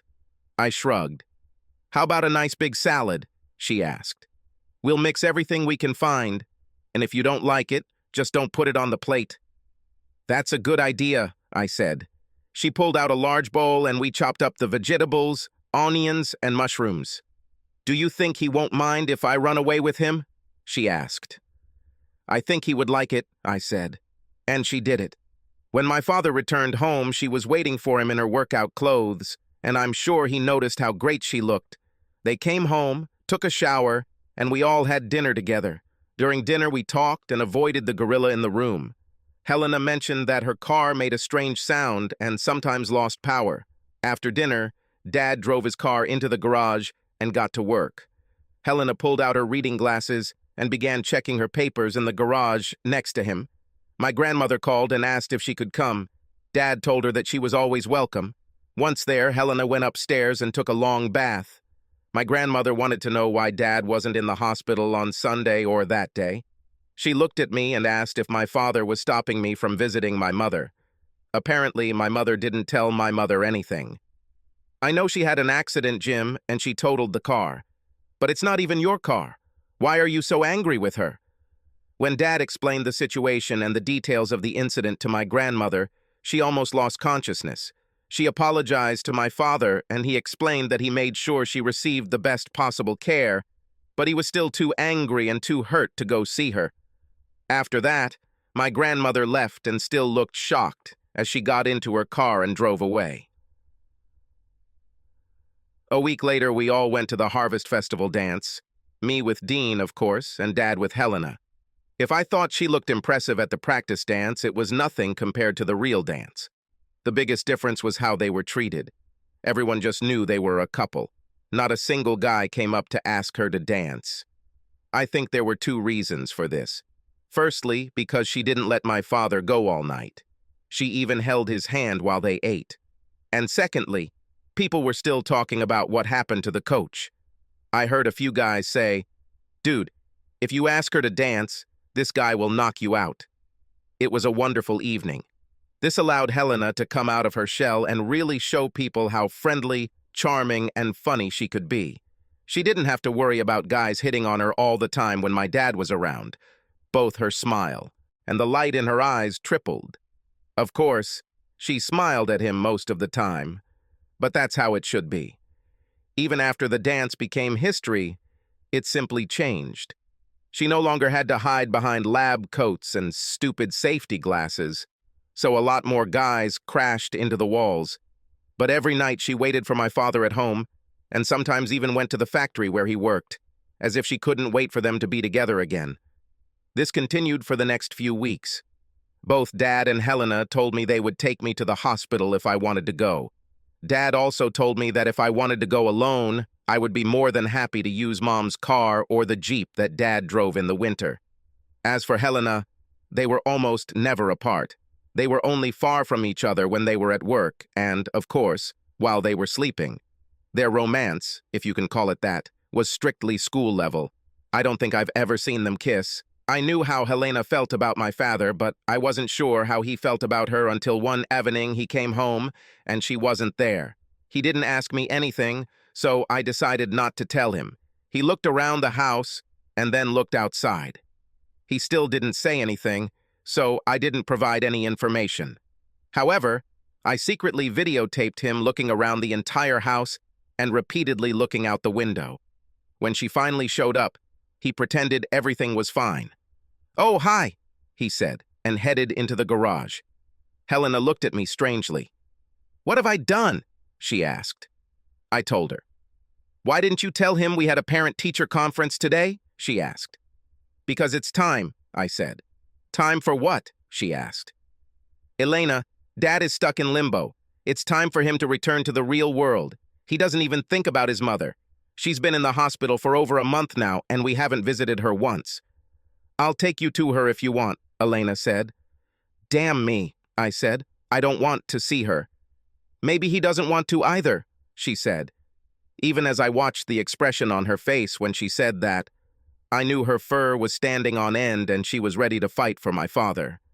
"Calm down, Elena, but we both know that he needs to start some kind of divorce proceedings or something like that. He can't just forget about her and hope she goes away. She texts me daily and I'm sure she texts him as well. As soon as she can talk, she will probably start calling. And then there are you two," I said. "What's wrong with us?" she asked. Her cheeks flushed and she blushed even as she said it. "Elena, he really loves you very much," I said. "You know it?" "Well, I more than just love him," she said. "That's it," I said. "But he's afraid to admit that he feels the same way about you." "How do we know he really feels that way?" she asked. "Maybe he just considers me a family friend?" I showed her the video I had just taken of him wandering around the house, looking into every room and constantly looking out the window. "What was he looking for?" She smiled. "You, Elena." I smiled. "He doesn't admit it, but he really missed you. So it's time for him to stop pretending and move on with his life." "Hold that thought," she said. "Indeed, the time has come." I watched as she walked through the kitchen and out into the garage. My father was leaning over his car, doing something. I don't know what he does with this car all the time. I think he's talking to her, but she tapped him on the shoulder and he straightened up. She wrapped her arms around him and pulled his face to hers and kissed him. At first, he just stood there, but then his arms wrapped around her and he kissed her back. Watching them made me wish I wasn't such a good girl and that Dean and I didn't take the vow of chastity. This sight made my legs give way. Principal Eddington returned to school the next day, and the coach returned the next week. The coach walked bent over and very slowly. Eddington never left his office. He had a new secretary. It was his wife. She smiled at me every time I passed her in the hallways. She asked about her mother, and I had to say that I had not seen her. She asked me how my father was doing, and I think she cared. After all, she had been through what he had gone through, so she knew how much it hurt. I think they were all waiting to see what my father was going to do. Even Eddington himself asked me about my father. I had to tell him that it would be at least another week before Mom could remove the metal brace from her face and try to talk. I learned about this from my grandmother, who often called and asked us to visit my mother. It just seemed like everything was waiting for my father's decision and his plan of action. Eddington knew that if my father mentioned him in the divorce, his career would be over. My mom will probably try to sue him, whether successful or not, but the mere mention of what happened between them will further damage his career. Coach Klitz was afraid of me and stayed as far away from Helena as possible. He acted as if my father would come out from behind a tree and hit him again. He wrote Helena a letter, apologizing to her for his behavior and promising to leave her alone. I think the biggest problem for him was that he was always considered the tough guy at school, and many of his players still laughed at him behind his back. Helena and my father were also on standby. She practically lived with us, but they did not sleep together. They might as well have done it, because there were so many nights when I got up for a drink and found them sleeping together on the couch, still fully clothed, but huddled together, as if their lives depended on it. Finally, the tension is over. Without hesitation, I picked up the phone and heard my mother's voice. "Hey, Melinda, is your dad available?" When my shock wore off, I handed him the phone. When he answered the call, his back straightened and his whole demeanor changed. He said a few words and hung up. Helena grabbed his hand, and he smiled nervously. "I don't think there's any point in putting it off any longer. Let the battle begin." The next day, he went to see her. From what he told me later, and from what I learned from my grandmother, when he entered the room, she was sitting upright in her bed. She lost some weight and put on makeup to reduce the effects of bruises. She continued to be aggressive as usual, but found that it no longer worked. "James, I'm sad that you still haven't been able to come see me once," she said. "How can we fix our marriage if we don't talk? I understand that I made a huge mistake and it will take us a long time to overcome this. In fact, I don't think we can handle this alone. I have a therapist in the hospital. She does family therapy. I think next time you come, maybe you should bring Melinda and we should have a session with her." My father didn't say a word. He simply placed a stack of papers on her bed next to her. She looked at the papers and cried. "No," she said. "We don't do that. We need to talk about this." "Okay, let's talk to Teresa," he said. "Talk to me about why you did this to us. Tell me about how our daughter found you and that idiot in our bed, in our house. Tell me about how an 18-year-old girl had to try to save her father because his heart was broken, and then he had to put all the pieces back together when I found out anyway. Tell me about how that idiot coach found out what you were doing to Eddington. Tell me about how Melinda caught you and you swore you would have stopped, but started with him again. Come on, speak." "Jim, I'm sorry," she whined. "We have to get through this. I'll never do this again. I swear." "You said the same thing to Melinda," he said. "There's probably nothing more to talk about. Get yourself a lawyer, Teresa." The next day, my mother was served with official divorce papers in her hospital room. According to the grandmother who was there, a girl who looked like a student entered the room, chewing gum and carrying a folder. "Teresa Carson?" she asked. My mother expected this and simply extended her hand. This started the battle. Over the next few weeks, they fought. They exchanged accusations. My mother refused to agree to the divorce and even made counter-accusations. She claimed that Dad moved his mistress into the house, which was technically true. Elena felt terrible about this. The day after the allegations surfaced, she returned to her apartment for the first time in months. My father went and brought her back home. He told her that her place was with us and nowhere else. The fight continued for weeks. I finally couldn't stand it. I asked Dad when his next meeting with Mom and her lawyers was. He told me the next day. I went and saw my mother that evening. I explained to her that she had lost her dad. There was simply no chance that he would ever take her back. The best she could do was at least remain polite. Things went so far back and forth that the Pope withdrew his original proposal for an agreement. Now, he didn't offer her anything. He just wanted to say, "Fuck you. Get out of my house." Dad wanted a house, full custody of me, and not to have Mom bother him anymore. He refused to pay her for ruining his life. He also planned to sue Eddington for everything he could. I invited Mr. Eddington and his wife to a meeting. I sat at a long table with Dad and Elena at one end. Mom and her lawyers were on the other side, and Mr. Eddington and his wife were on one side. I presented them with my plan. My plan called for Mr. Eddington to pay my mother child support for 4 years and rehire her as his secretary. That way, Mom could go back to college and learn some skills so that when child support runs out, she can support herself. Dad got the house, Mom kept her car, and she rented Elena's apartment. In exchange, Dad agreed not to sue or mention Mr. Eddington in the divorce suit, and Mom didn't try to make her fake sexual assault case.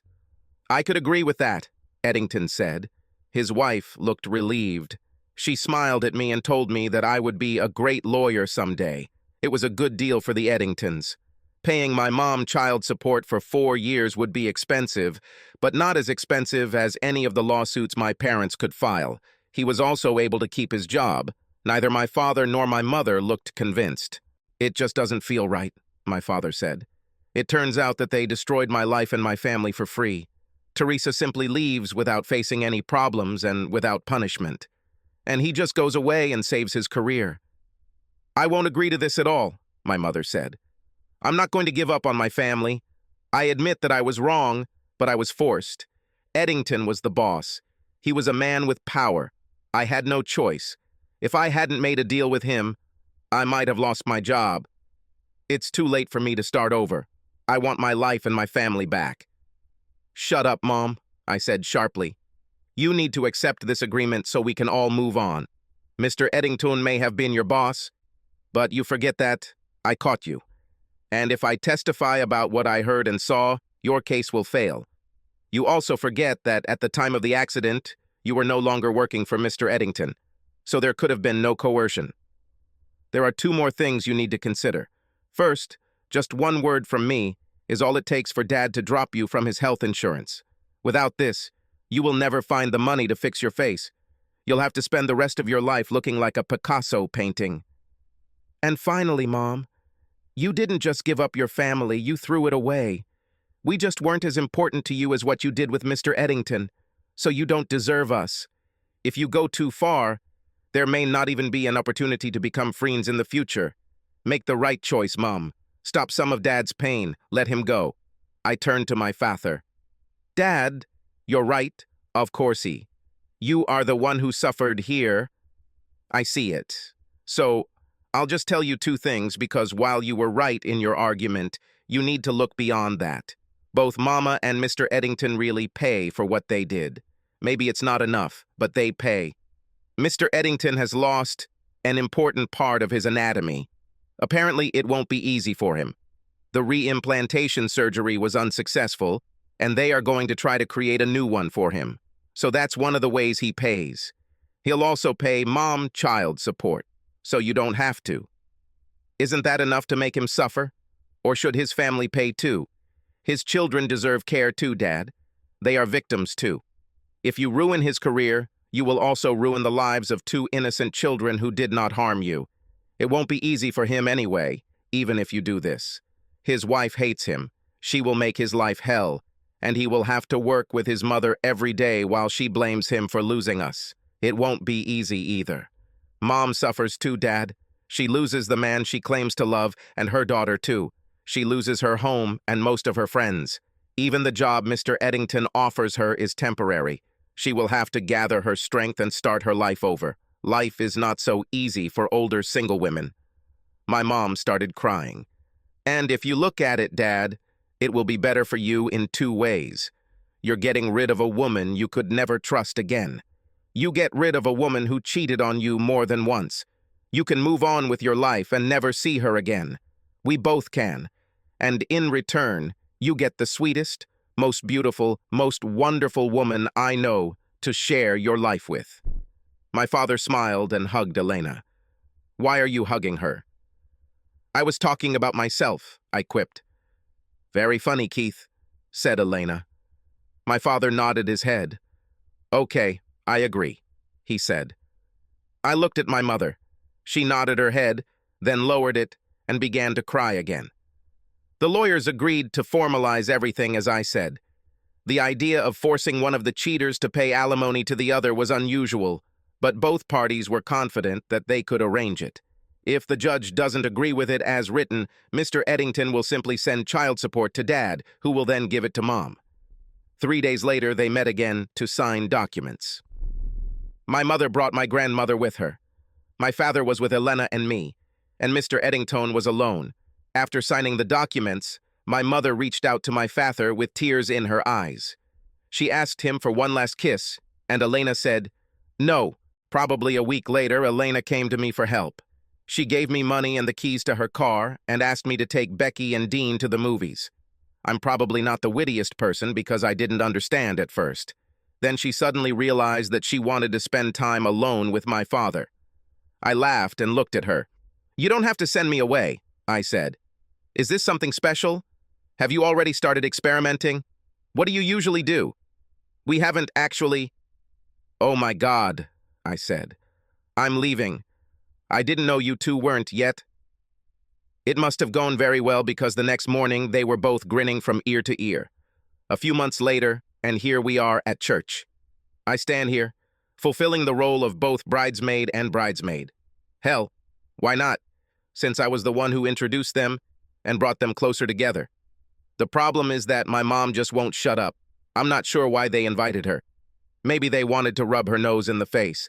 Maybe she just barged into the wedding. But we had to have this wedding this week. I'm leaving for college next week, and I'm not sure how long Elena will be able to fit into her wedding dress.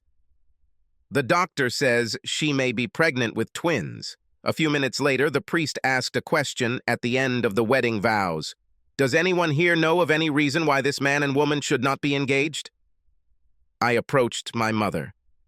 When she was about to speak, I leaned over and whispered in her ear, "Mom, if you open your mouth, I will slap you here in this church." Well, this is the part where I have to say, and they lived happily ever after. Subscribe to our channel so that your second chaff doesn't cheat on you, and go ahead and listen to the next story, because this story is nothing compared to the next one. If you're under 18, don't even think about listening to the next one.